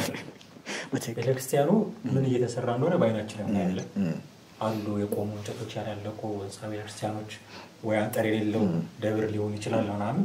ስለዚህ አያስፈልጋቸውም የምትለው አይደለም፣ በእርግጥም ያስፈልጋቸዋል። ስለዚህ ስተቱ ሲጀምር ስተቱ ምንድነው? ከሚያስፈልገው በላይ የልማት እንቅስቃሴ ውስጥ የሚገባበት ጊዜ አለ። አንዳንዴ ያስፈልጋል ይሄን ያህል የምትላቸው ህንጻ ቤተክርስቲያኑ ሲሰሩ ታያለ። ትኩረቱ ሁሉ የቤተክርስቲያኑ ትኩረት ህንጻ መገንባት የሚመስል ምንም የሚከበር ቦታ ቢሆን ምንም ቅዱስ ቦታ ቢሆን ጌታ ሲመጣ ግን እቺ ምድር ተጠቅልላ ስታልፍ አብሮ የሚያልፍ ነገር የሰማያዊቷ ኢየሩሳሌም ምሳሌ ነው፣ ራሱ ኢየሩሳሌም አይደለም። ስለዚህ ተተኑ ለምንሄደው ነገር ይሄን ያህል ትኩረት አያስፈልግም እኮ አይደለም፣ ያስፈልጋል። ስጋው ደሙን የምንቀበልበት ነው፣ ስርዓት አምልኮ የምንፈጽምበት ነው። ለእግዚአብሔር ክብር በሚመጥን መልኩ መሰራት አለበት። እዚህ ላይ ጥያቄ አናነሳ። ግን በጣም ይጋነናል ያንዳንዱ። ይሄ በጣም ይጋነንና ከህዝቡ ድሬን የምናደርግ ህዝቡ መምጠጥ ይሆናል ገንዘብ በየጊዜው። ይሄ ምን አይነት ችግር አመጣ? አውደ ምሕረት ላይ አሁን ከጎዳና ነው የተነሳ ነው ሐሳቦች ሲሰጡን ነበር። ከጎዳና ቀጥታ አውደ ምሕረት አይደለም የደረሰው። መሀል ላይ መጠጥ ቤቶችም አሉ፣ የተለያዩ ቤቶችም ባንኮኖች ይቀመጣሉ፣ ይደረጋል። አውደ ምሕረት ላይ ደረሰ። አውደ ምሕረት ላይ ሲደርስ ይሄ ጉዳይ ያመጣው ችግር ምንድነው? ለምሳሌ ክብረ በዓል ልታከብር ነው የምትሄደው። ክብረ በዓል ልታከብር ስትሄድ ምንድነው የሚጠበቀው? አንተ አሁን የሆነ ቤተክርስቲያን የሆነ ደብር አንድ ክብረ በዓል ልታከብር ስትሄድ ምናልባት የአንድ ቅዱስ የረፍት በዓል ወይ የልደት በዓል ሊሆን ይችላል። ስለዛ ቅዱስ እንድትማር ልደቱን፣ ረፍቱን፣ ቃል ኪዳኑን፣ ተጋድሎውን፣ ምስክርነቱን እንድትሰማ ይጠበቃል። ከዛ የበዓሉ በረከት እንደመሳተፍም ጭምር ነው የምትሄደው። ስለዚህ ዕውቀት አለ፣ በረከት አለ። ይሄንን ማዕከል ያደረገ ታቦተ ሕጉ ይወጣል፣ ይባርካል። ሁሌ የሚወጣ ነገር አይደለም። ታቦተ ሕጉ እንደምታውቀው ይሄን አጋጣሚ ተጠቅመህ ትባረካለህ። መንፈሳዊ ህይወት እንዲስተካከል ነው አፍተሮል ይሄን ሁሉ የምታደርገው። አሁን ለዚህ የሚሰጠው ደቂቃ አንተ ቅድም ስትገልጸው ነበር፣ እያነሰ ለልመናው የሚሰጠው ደቂቃ እየበዛ መጣ። ስለዚህ የቤተ ክርስቲያን ተልእኮዋ መለመን ሆነ። ተልእኮዋ ማስተማር ነበር። ተልእኮዋ አንዱን ምእመን ይበል ያው በየኢንዲቪጁዋል እናስላው ካልን አንዱን ምእመን ለስጋው ደግሞ ማብቃት በዚህ ምድር ብሎላት ደግሞ እግዚአብሔር ነው ሁሉንም የሚያውቀው። መቼም ሰው ስለሆነ እኛ እርስ በርስ አንተዋወቅም። በዚህ ምድር ባለው ለስጋው ደግሞ ማብቃት ትልቁ ዓላማው። ከዛ እግዚአብሔር ደግሞ በሚመጣበት ጊዜ ክርስቶስ በሚመጣበት ጊዜ ፍርዱን ሲፈርድ በቀኙ እንዲያቆመው ነው። ይሄ ነው በቃ የቤተ ክርስቲያን ተልእኮ። ከዚህ ሌላ ያለው ትርፍ ነው። ሁሉ ትርፍ የሆነው ጊዜ ላይ ስለምንድነው አብዛኛውን ጊዜ ምን ሰዋው? ዛሬ 3 ሰዓት መድረክ ላይ ቢቆም 30 ደቂቃ ነው ይሰበካል። እንደው ቁጭ ብለህ ብታይ የክብረ በዓል ጊዜ የሚመጡ መምህራን ተመርጠው መለመን የሚችሉ ማስተባበር የሚችሉ አንደበታቸው ለዛም ይሆን ጸጋ ያላቸው ይባላል። ጸጋ ያላቸው ቀኝ እጅህን አውጣ ብለው ቀኝ እጅህን ቀኝ ኪስ ያስከተቱ ያገኘውን አውጥተህ እንድትሰጥ ማድረግ የሚችሉ እንደዚህ አይነት ሰዎች ናቸው እንጂ በደንብ ማስተማር የሚችሉ ተብሎ ተመርጠው የሚመጣ የለም። ስለዚህ ክብረ በዓላት ላይ በአብዛኛው አሁን አንዳንድ ቦታዎች ላይ ያሉ እሁድ የደብር አስተዳዳሪዎች አይ በቃ ያኛው በአውደ ምሕረት እንደማንለምን ይታወቃል፣ ታቦተ ሕጉን አቁመን እንደማንለምን ይታወቃል፣ የሚያስፈልግ ነገር ግን አለ ያያችሁ የሚደረገውን አድርጉ ብለው በቀላሉ የሚሸኙ አሉ። መበረታታት አለበት ይገባል። በነገራችን ላይ ሰው ያያል፣ እንደው ማያይ አይመስል ያያል። ሲኖር እንኳን ኖሮት ካለው ላይም ቀንሶ ያደርጋል። ሰዓት ተበላሽቷል ብለው ሰዓት የግርግዳ ሰዓት ገዝተው የሚሰጡ ምዕመናን ያለበት እንግዲህ ትልቁ ነገሮችን ትተን መቀደሻ የለም የሆነ ነገር የለም የሚባሉን ነገሮች ትተን የግርግዳ ሰዓት ቆሟል ምን ሆኖ ነው ብለው የሚገዙ ምዕመናን መኖራቸውንም መርሳት የለብንም። በዚህ ያክል አንዳንዴ ምዕመናንን አውርደን በቃ ምንም ካልነገርናቸው አያውቁም በሚባሉ ሁኔታዎች ውስጥ ይመስላል አንዳንዴ የሚደረጉት የአውደ ምሕረት ልመናዎቹ ዲቴል እንደሚያወኑ ይሄ ማሳያ እነዚህ ሳይሆን ይሄ እኚህ ምዕመን ሰዓት ገዝተው የሰጡት ምዕመን የሰበካ ጉባኤ አመራር ወይ የሆነ አመራር ላይ ቢሆኑ ጉዳዩ ማይክሮ ማኔጅ አድርገው መፍታት የሚችሉ ሰው ናቸው ማለት ነው። ዲቴል የሚያዩ ናቸው። ስለዚህ እንደ አይነት ምዕመናን ስለሆኑ እነሱንም አንደርስቲሜት ማድረግም አያስፈልግም ምዕመኑ ይሰጣል ስለዚህ አሁን ዋናው ነጥባችን አውደ ምሕረት ላይ የሚደረጉ ልመናዎች በጣም እየተጋነኑ ነው ቅድም ማስቲ ስትል የነበረው ነገር አለ ህዝቡን በቃ ማስጨነቅ የሚመስል አሁን እኔ ከቤተክርስቲያን ምን መሰለህ መጠብቀው ቤተክርስቲያን ቅድም መስለው ነበር ሙያተኞችም አሏት ሪሶርስም አላት በዚህ እኔ ላፍታ እንኳን አልጠራጠረም ይሄንን ማኔጅ አድርጎ ገንዘቡን በደንብ ሞቢላይዝ አድርጎ ይልቅ ከመመኑ ከመለመን ይልቅ የመመኗን አቅም ማጎልበት የምትችል ቤተክርስቲያን መሆን አለባት የመመኗን አቅም ማጎልበት አለባት የካህናቷን በተለይ አቅም ማጎልበት መቻል አለባት ያንን ማድረግ ካልቻለች የቤተክርስቲያን ተልእኮ ልመና ሆኖ መቀጠሉ የማይቆም ነገር ነው የሚሆነው አሁን ተቃራኒ ነው የሆነው ቤተክርስቲያን እንደ ተቋም የውስጥ አገልግሎቶቹን እንደምታስኬደው አሁን አንድ መመን ገብቶ ማግኘት የሚፈልጋቸውን አገልግሎቶች ሁሉ ያገኛል አይደል ልጅ ቢወልድ ክርስትና ያስነሳል ሰው ቢሞትበት ፍታት ይደረግለታል ስጋው ደሙን መቀበል ቢፈልግ በየትኛውም ሰዓት ሄዶ ይቀበላል ይሄኛው በእንዲህ አይነት መልኩ ስርዓቱን ይዞ እንደሚሄደው ሁሉ ኢኮኖሚውን ማስተዳደር መቻልም ደግሞ ዘመኑን በዋጀ መልኩ ማድረግ አለባት ይሄንን ካደረገች ትልቁ ረፍት ምን መሰለ በኢኮኖሚ ችግር ምክንያት ሃይማኖታቸውን የሚለውጡ ምዕመናን እንዳይኖሩ ማድረግ እንችላለን እንኳን አምጡ ብለን የምንለምናቸው አንዳንድ ጊዜ አይተህ ከሆነ ምዕመናን ባካችሁ አትሂዱ ጸሎተ ቅዳሴው አላለቀም ባካችሁ አትሂዱ ጸሎት በሰሩት ህዝብ ሳናሰናበታችሁ ይባላል ልመና ፈርተው የሚሄዱ እንዳሉ ታውቃለህ ይቀመጣሉ ድርገት ሆኖ ቁርባን አልቆ ከዛ ውጪ ወጥተው ካህናቱ የሚያስተምሩበት ሰዓት ላይ ልመና እንዳለ ያውቃሉ ስለዚህ ያንን ልመና ሸሽተው የሚሄዱም አሉ ቅዳሴውን ሳይጨርሱ ማለት ነው እቱ በሰላም ሳይባል በጸሎት ሳይታሰር ሰሩት ህዝብ ሳይደረግ ማለት ነው አለመስጠት ደግሞ በእኛ ማህበረሰብ ምን አይነት የበታችነት ወይ ደግሞ ሌላ ነገር እንደሚሰጥ አንተ የምትሰጠው ከሌለ እና መሰቀቁስ አሁን የሚለመነው የእመቤታችንን ስም እየጠሩ ነው የሚለመነው የአምላክን ስም እየጠሩ ነው እና መሰቀቁም አለ ቅድም ሀዚህ ስትለው ነበር ቤተክርስቲያን የምትሄደው ለማረፍም ጭምር ነው የህሊና ረፍት ለማግኘት ጭምር ነው የህሊና ረፍት ለማግኘት የመጣውን ምዕመን መንገድ ላይ ሙዳየ ምጽዋት አስቀምጠው የሚለምኑትን እነሱን አልፎ በነገራችን ላይ ሙዳየ ምጽዋት የሚያስቀምጡት የኔ ቢጤዎችም አሉ ለነሱም ሰጥቶ ነው የሚመጣው ለነሱ መስጠት እንደሚያጸድቀውም ያውቃል አይደለም ተረብ ያላበላችሁኝም የሚለው በዚህ ነው እየፈጸመ የሚሄደው ምዕመን ስለዚህ ለነሱም ጭምር ይሰጣል እዛ አካባቢ መታየው የልመና ስልት በራሱ ምዕመኑን የሚያሰቀቅ ነው እውነቱን ለመናገር ደም ካላየ ምዕመኑ አይሰጥም የሚል አንደርስታንዲንግ ያለ እስኪመስል ድረስ የሆነ አይነት ነገር ተደርጎ ምዕመኑ እንዲሰጥ የማይደረግ ነገር የለም በእርግጥ የኛ ጭካኔ ነው እነሱን ገንዘብ ለመቀበል እንዲህ የሚያደርጋቸው የሚል አመክንዮ ልታነሳ ትችላለህ ግን ይሄንን ሁሉ አልፈው አውደ ምሕረት ላይ ሲደርሱ የሚጠብቁት ምዕመናን ምንድን ርፍ ያለ ነገር ጸሎታቸውን አድርሰው እግዚአብሔር ሰምቶኛል ጸሎቴን ይመልስልኛል ብለው ተባርከው ወደ ቤት መሄድ ይሄኛውን አዘግይተው ረጅሙን ሰዓት ለልመና የሚሰጡ ደብሮች አሉ አጥቢያዎች አሉ ይሄ አግባብ አይደለም ታዲያ ካለመንን ቤተክርስቲያኑን በምን እንጨርሰው የሚል ጥያቄ ነው ተከትሎ የሚመጣው የልማት ስራውን በምን እንጨርሰው የሚል ጥያቄ ነው ተከትሎ የሚመጣው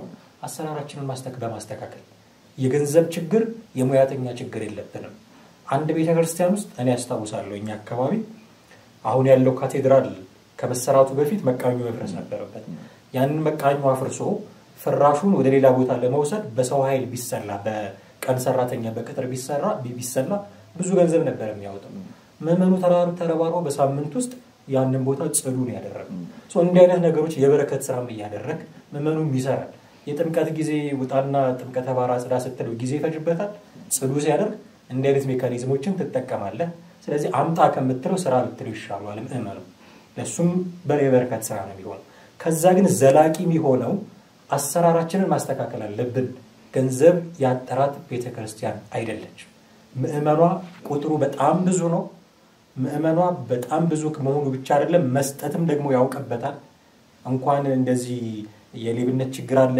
እየተባለ ይቀርና ሌላም ችግር ቢመጣ መስጠት የሚያቅ ምዕመን ያላት ስለዚህ ይሰጣል ምዕመን ያንን የተሰጠው ነገር ሚስማኔጅ ሳያደርጉ እዛ ገንዘብ ላይ ተሾሙ ሰዎች ያ ነገር የሚመለከታቸው ሰዎች የደብር አስተዳዳሪዎች ሊሆኑ ይችላሉ የሀገረ ስብከት ኃላፊዎች አስተዳደሮች ሊሆኑ ይችላሉ ጠቅላይ ቤተ ክህነት ድረስ በተዋረድ ያሉ ሁሉም አመራሮች ይሄ ነገር ይመለከተኛል ብለው ስርዓት መዘርጋት መቻል አለባቸው ይሄ ስርዓት ምንድነው የሚያደርገው በነገራችን ላይ አለ እኮ ስርዓቱ አይደለ በካርኒ ሞዴል 30 እየተቆረጠ ለሀገረ ስብከት ገቢ የሚደረጋል።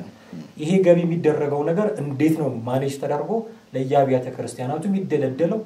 አንዳንድ አሁን ለምሳሌ ከተማ ውስጥ ያሉ አብያተ ክርስቲያናት በደንብ ገንዘብ የሚያገኙ ከሆነ እኔ በደንብ ገንዘብ ስላወጣው የተሻለ ጥቅም ይገባኛል ብሎ እንደማይከራከሩ ተስፋ አደርጋለሁ።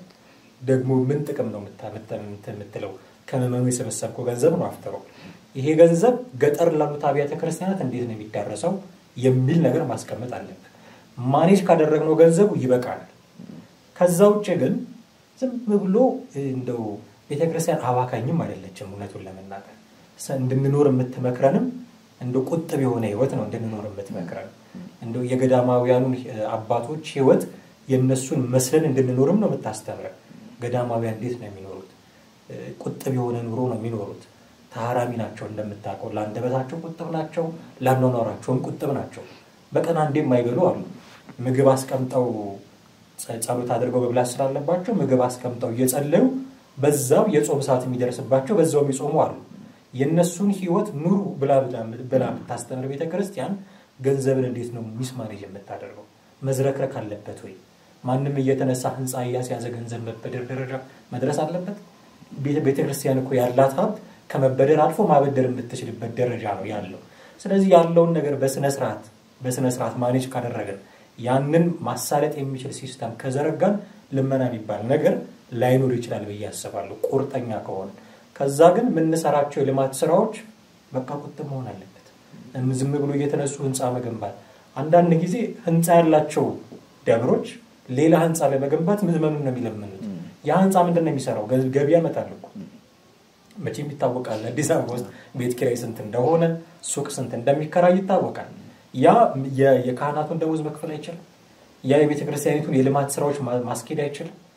እሱ ከሱ የሚገኘው ገቢ የት እየሆነ ነው ከምዕመኑ እንደገና የምትለምነው? ምዕመኑ እኮ ያንን ህንፃ ስትሰራ የለመንከው ካሁን በኋላ እንዳንለመናችሁ ለአንዴና ለመጨረሻ ጊዜ ይህንን ህንፃ እንስራ ብለህን የለመንከው። እሺ ብሎ ሰጥቶ ህንፃው አልቆ ሌላ ህንፃ ስትጀምር እንዴት ትለምነዋለህ? ይሄ በጣም ሊታሰብበት የሚገባ ነው። ስለዚህ መፍትሄ የሚሆነው ገንዘባችንን በደንብ ማኔጅ ማድረግ አለብን። የምናቅደው እቅድም የተመጠነ መሆን አለበት። መልካም አማ ጥሩ አድርጋ አንስተዋል። በዛውም የመፍትሄውን ማሳቦች እየጠቆምክ አድርጋልና ጥሩ ነው ለመጠቅለልም እንዲያመቸን ስለሚሆን ማለት ነው። ማሲ እዚህኛው ላይ አንድ ነገር ልጨምር። ያው ደምራቱን በደንብ እሱ ስላነሳው ሌላ ደግሞ የመጣብን ጉድ አለ አይደለ? ከአውደ ምሕረቱ ጋር ተያይዞ የሚዲያ ልመና ደግሞ አለ አይደለ?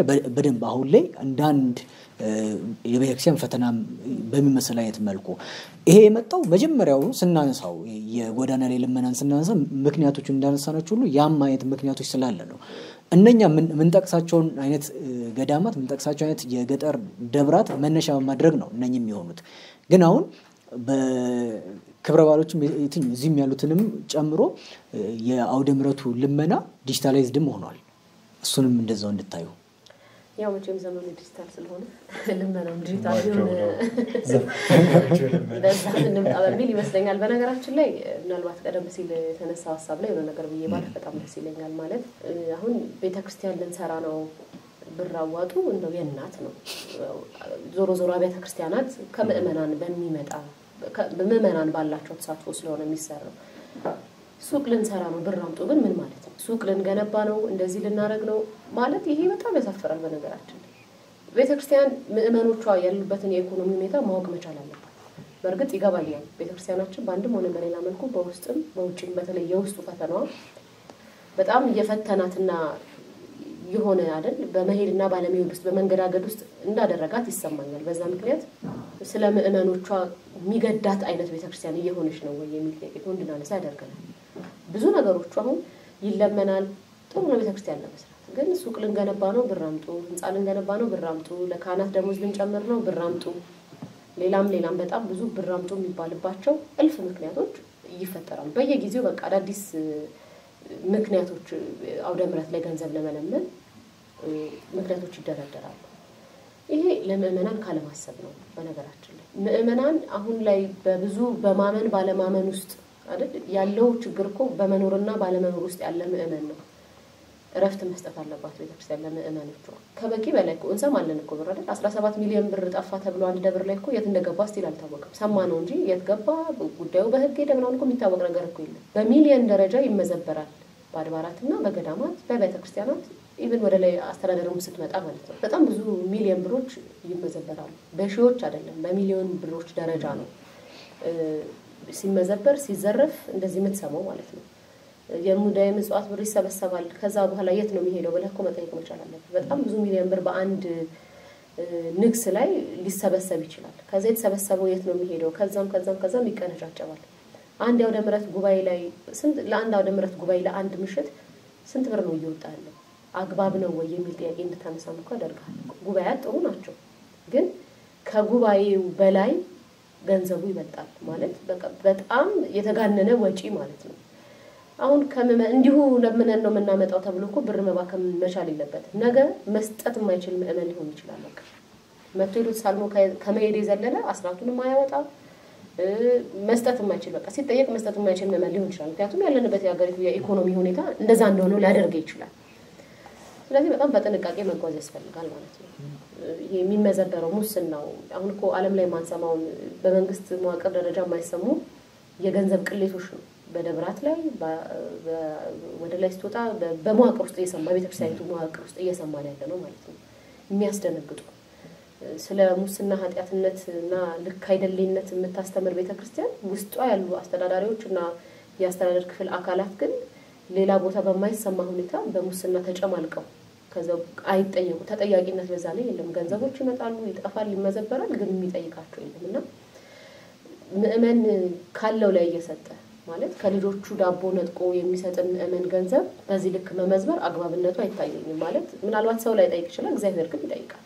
አይደል መቼም ያወራርታል ሂሳቡን ግን ለሰውኛ እንደ ሰው ግን ስጋ ለብሰላለን ምእመናን ግን ያዝለናልም ጨመር በነገራችን ላይ ጥርጣሬ እንዲገባሃኩም እኮ ያደርጋል አይደል ቤተክርስቲያንን የምናይበት አይን እንዲቀየርም ሊያደርግ ይችላል ምእመናን ለቤተክርስቲያን ያላቸውን አመለካከትም ሊቀይር ይችላል ሌሎች ያሉበት ይሄ እንደዚህ ያሉበት መባል እኮ ቤተክርስቲያን ያሰማ አይገባትም በነገራችን ላይ የተዝረከረከ አሰራር ያላቸው ግለሰቦች ተሰክስገው ለቤተክርስቲያኒቷ ግን ያሌላትን ስም ወይም ደግሞ የማይገባትን ስም ማሰጠት አለባቸው ብዬ አላስብምና ይሄ እንግዲህ መዋቅሩን በማጠንከር ይመጣ ነው ብዬ ነው ማስበው አሰራሮቹ ማዘመን ያስፈልጋል እስከዛሬ መጣንባቸው መንገዶች ለምዝበራ ይመቻሉ ስለዚህ እንዴት እንሄድ ብሎ ቆም ብሎ የተከነቱ ሊያስብበት ይገባል ከላይ ስለሚጀምር ነገር ይሄው ማጥራት ግን ያስፈልጋል ይሄ ችግር ስለሆነ ከዛው ውጪ በሚዲያ የሚደረጉ ልመናዎች ደግሞ አሉ አሁን በሚዲያ ከሚደረግ ልመና ከቤተክርስቲያኒቱ በላይ የሚዲያዎቹ ባለቤቶች እንደሚጠቀሙ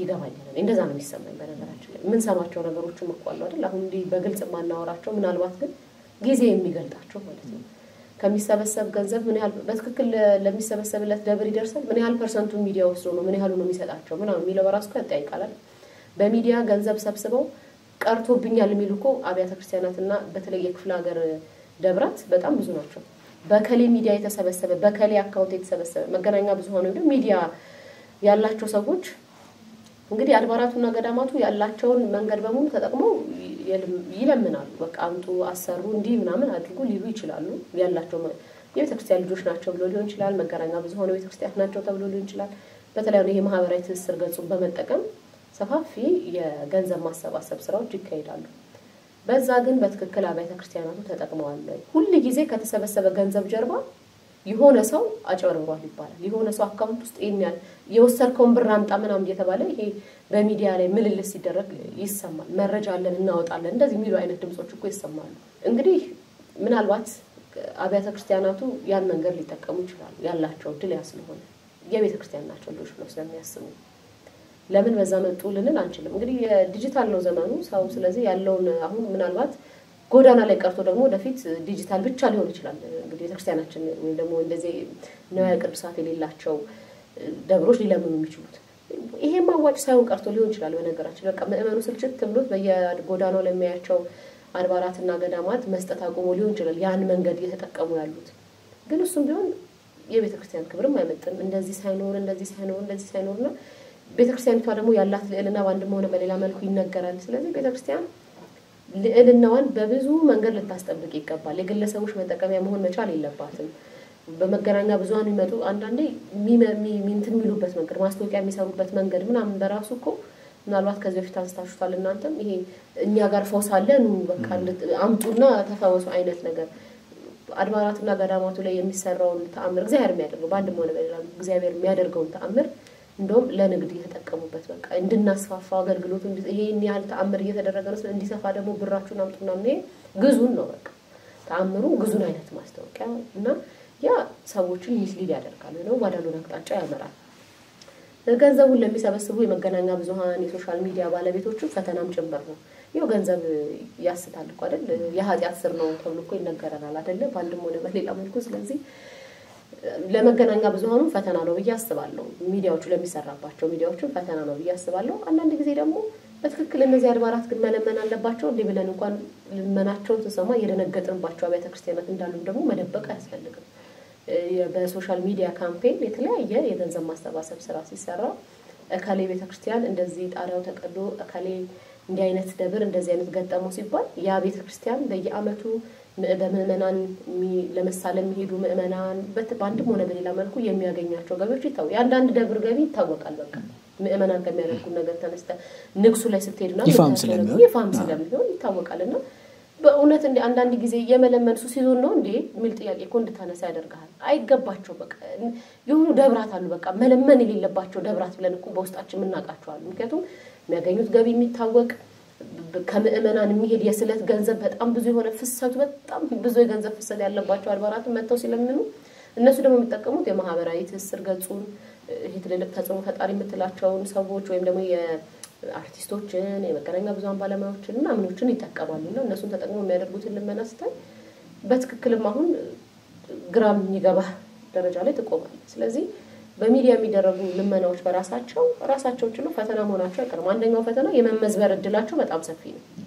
በጣም ብዙ እኮ ተመዝብሯል አይደል ከአብዛኞቹ በሚዲያ ተሰብስበው ከተሰበሰቡ በኋላ ገንዘቦቹ ችግር የለባቸውም የተባሉት በጣም ጥቂቶቹ ሊሆኑ ይችላሉ አልደረሰኝም ደብሩም አልደረሰኝም ይላል ተሰበሰበለት ደብር ስራው ሲሰሩ የነበሩ ሰዎች ጋር በሚፈጠር መከፋፈል ደግሞ አይ ከሌ ብር መዝብሯል ከሌ ጋር ይሄን ያህል ብር አለ ምናምን ተብሎ ተደባብሰው የሚቀሩበታል ምክንያቱም የልመና ገንዘብ ነው ምእመኑ የቴ ደብር ምናምን ብሎ ግግም ብሎ ላይ ጠይቅ ይችላል በቃ ሰጥቷል ህይወት ይቀጥላል ወደ ሌላው ጉዳዩ ይሄዳል ግን የመመዝበር እድላቸው ግን በጣም ሰፊ ተመዝብረው ደግሞ በዛው የቀሩ ገንዘቦችም እንዳሉ ስትሰማ አካሄዱን ማስተካከል ያስፈልጋል ማለት ነው ስለዚህ ወጥ የሆነ ምናልባት ከለመንድም ቀደም ሲል እንዳለው ደርዝ ያለው የታወቀ ተቋማዊ በሆነ መልኩ የግለሰቦች ላይ ያልተንጠለጠለ መሆን መቻል አለበት ግን ቢሆንም አሁን ላይ የሚደረጉ ልመናዎች ግን ጋብ ማለት መቻል አለባቸው ቤተክርስቲያን ለምእመኖቿ እረፍት መስጠት ያለባት ጊዜ ነው ብዬ አስባለሁ ከዚህ ተሻለ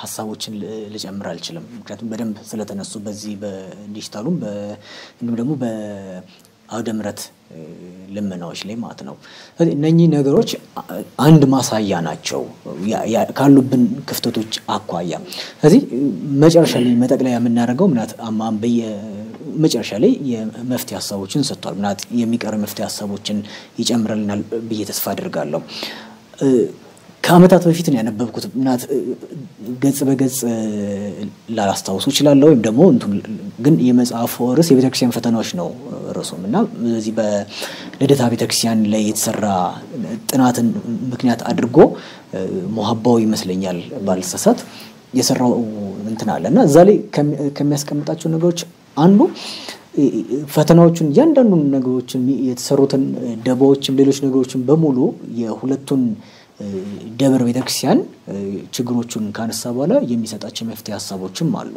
ለምሳሌ ከዛ ውስጥ አንደኛው የእርከንን ያነሳል ለምሳሌ ደሞዝ እርከንን ቅድም ስናነሳ የነበሩትም የገጠር አብያተ ክርስቲያናትን መደገፍ መረዳትን ያነሳል እና እንደውም በአንዱ ቦታ ላይ ያንድን ሊቅ ደሞዝ በወቅቱ የነበሩት በረከታቸው ይደረብና ቅዱስነታቸው ብፁዕ አቡነ ጳውሎስ ያንን ሊቅ ሊጠይቁት ሲመጡ ማይመጥናቸው ቦታ ላይ ነው ታማው ተኝተው ያገኙአቸው እና ከጠየቋቸው በኋላ ደሞዛቸው መጨረሻ ሲጠይቋቸው 500 ብር ያነሰ አይነት እንትኑ የደሞዝ እንትኑ በትክክል አላስተዋውሰውም ብቻ ግን እንደዛ አይነት እንትን ነው ሄደው ከሌላ ጊዜ በኋላ ተመልሰው መጡ። አቡነ ጳውሎስ በዚያ አይታሙም። ብዙ ጊዜ እንደዚህ አይነት ሊቃውንቶችን ጠይቀው ከዛ በኋላ ድጋሚ ምን ላይ ደረሱ የሚሉ አይነት ነገሮችን ክትትል ያደርጋሉና ተመልሰው መተው ሲጠይቋቸው እንዴት ነው አሁንማ እድሜ ለርሶ ከዲያቆን እኩል ይከፈለኝ ጀምሯል ብለው እንግዲህ ያሊቅ በቅኔ ተናግረዋል። ያለባቸውን እንግዲህ የደሞዝ ሁኔታዎች እንኳን ስናያቸው ማለት ነው ያስደነግጣል አይደለም። ምናየው የደሞዝ ሁኔታ ለምሳሌ ገጠር ላይ ያሉ ዲያቆናት ካህናት ወይም ቀሳውስት እንዴት እንደሚያገለግሉ እናውቃቸዋለን። ከተማ ላይ ስንመጣም ደግሞ እንዴት እንደሚገለገል እናውቃለን። የኑሮ ሁኔታውን እናውቀዋለን። በዛ ኑሮ ውስጥ የደሞዝ ልዩነት ቢኖር አንፈርድም። ከሚገኘውም ገቢ አኳያ እሱን ድጋፍ ሊያደርገው ይችላል። ነገር ግን አንዳንዴ ባላገለገለበት መልኩ ቅጥረኛ ስለሆነ ብቻ ደሞዝ የሚያገኘን ሰውም እናገኛለን። በዛው ልክ ደግሞ ይሄ ለምሳሌ በመንግስታዊ እንትን ውስጥ እንኳን የምናውቀው የደሞዝ ሁኔታዎች እንኳን ስናየው በጣም ወደ ገጠር ላለ የበረሃ በለም ሌሎችም እየተደረጉ እንደውም እንትን ይደረግለታል። እንደውም የመንግስት ሰራተኛ ወደ ክፍለ ሀገር ሲላክ ከሚወደው ነገሮች አንዱ ከመደበኛው ደሞዙን ባሻገር እነኚህ ጥቅማጥቅሞችን አበልና ጥቅማጥቅሞችን ከማግኘት አኳያ ነው። ቤተክርስቲያን ላይ እንደዛ አይደለም። ጭራሽ ገጠር ላይ ያለው ሰው ቤተክርስቲያኗን እንዳትዘጋ ነው እየሰራ ያለው። ያ ሲባል ግን ገጠር ሁሉ ጥሩ ነው የሚል እንትኖችን አይደለም። አብዛኛው እንደዛ ስለሆነ ነው።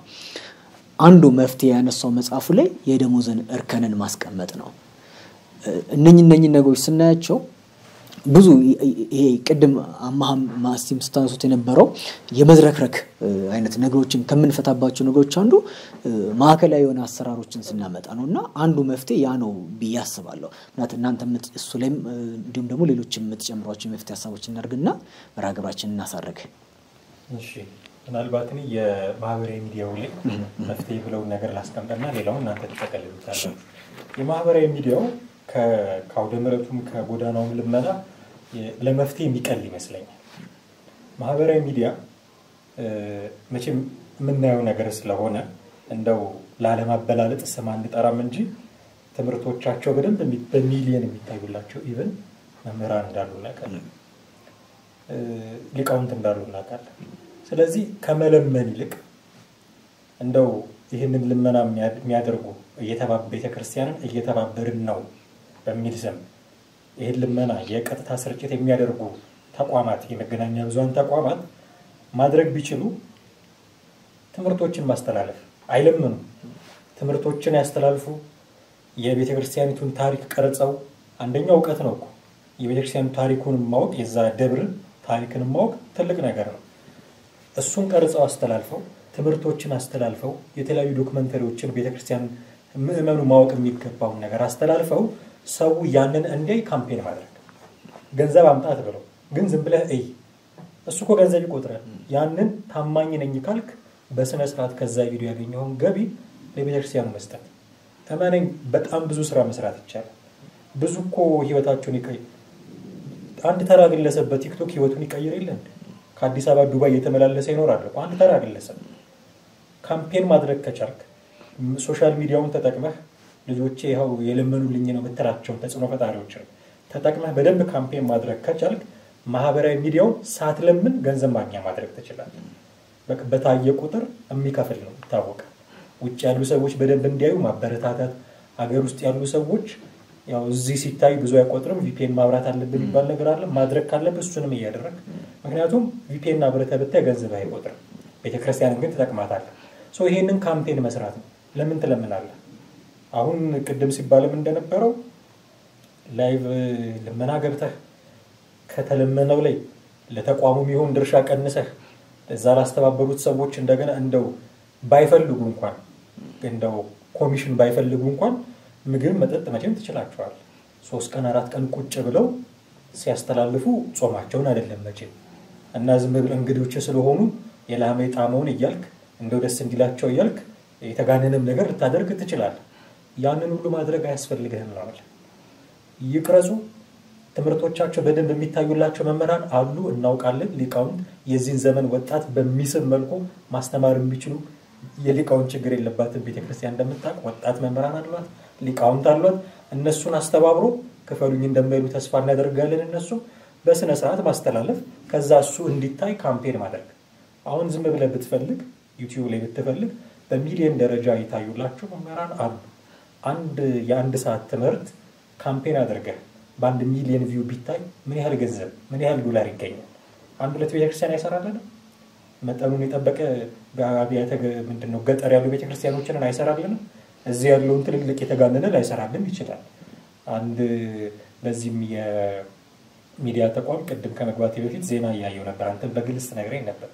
ለማስፈጸሚያ 70 ሚሊዮን ተጠየቀ አይነት ጋዜጣዊ መግለጫ ሲደረግ ነበር። የዛን ያክል የተጋነነ ገቢ ባታገኝ ገጠር ግን ላሉት እንደዋን ስለላለች እዛ አካባቢ ላለው ህዝብ የሚጠቅም ማሰራት እንችላለን። ስለዚህ መለመን አይጠበቅብንም ማለት ነው። አሁን በሶሻል ሚዲያ የመጣ ነው ዘመኑን እየዋጀን ነው ካሉ መለመን አይደለም ራሱ መፍትሄ ያለው። በቃ ጥሩ ነገር ሰርቶ ማቅረብ ጥሩ ነገር ይታያል እናውቃለን። የተደበቀ ነገር አይደለም ሲታይ ያያየን ነው። ስለዚህ እሱን አስተላልፎ እንዲታይ ካምፔን አድርጎ ገንዘብ ማግኘት ይቻላል። መለመን ግዴታ አይደለም ብዬ አስባለሁ። መልካም ማስቲ ወደ መፍትሄ ሐሳቦች እንምጣ።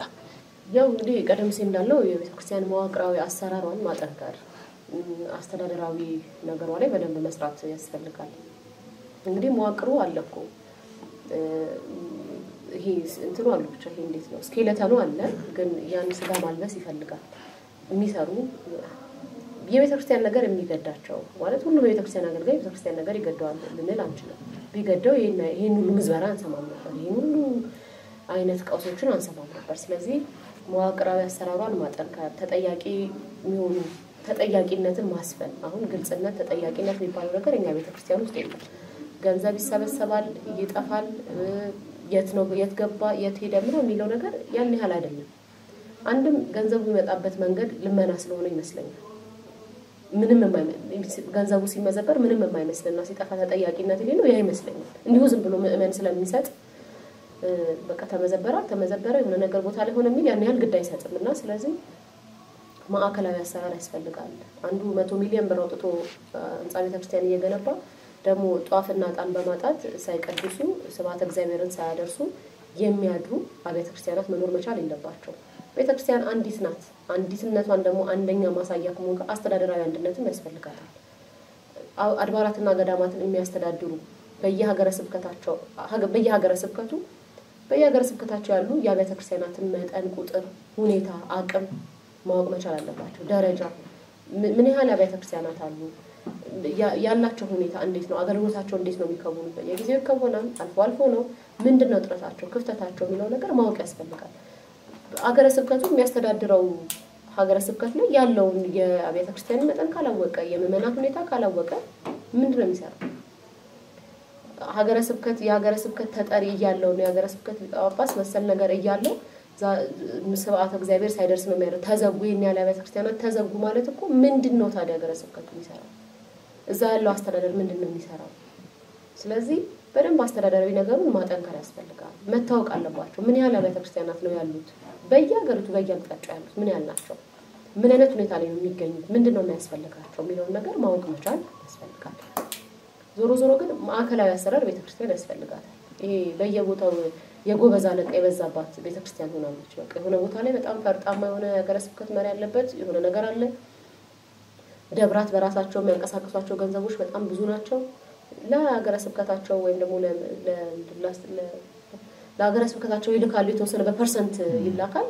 ከዛ በኋላ ያለውን እዛው ነው ተርፋፍቶ የሚቀር። ስለዚህ ይሄ አይነት ነገር ያስኬዳል ወይ? ማዕከላዊ የሆነ የገንዘብ አያያዝ ስርዓት የፋይናንስ ስርዓት ማዕከላዊ የሆነ አስተዳደራዊ ሁኔታ ያስፈልጋታል። አሁን አለኮ ግን በትክክል ማዕከላዊ ነው ወይ? በትክክል ተጠያቂ ነው ወይ? የሚጠየቅ ደብር የሚጠየቅ አስተዳዳሪ የሚጠየቅ የሀገረ ስብከት እንትን አለ ወይ የሚል ጥያቄ ስታነሳ ሁሉም በጥያቄ ምልክት ውስጥ ነው የሚያልፉት። ሁሉም በራሱ መንገድና በመሰለው ነው ደብሩንም ሀገረ ስብከቱንም እያስተዳደረ ያለው። ይሄ አንድም የቤተክርስቲያን ፈተናዋ ጭምር ነው።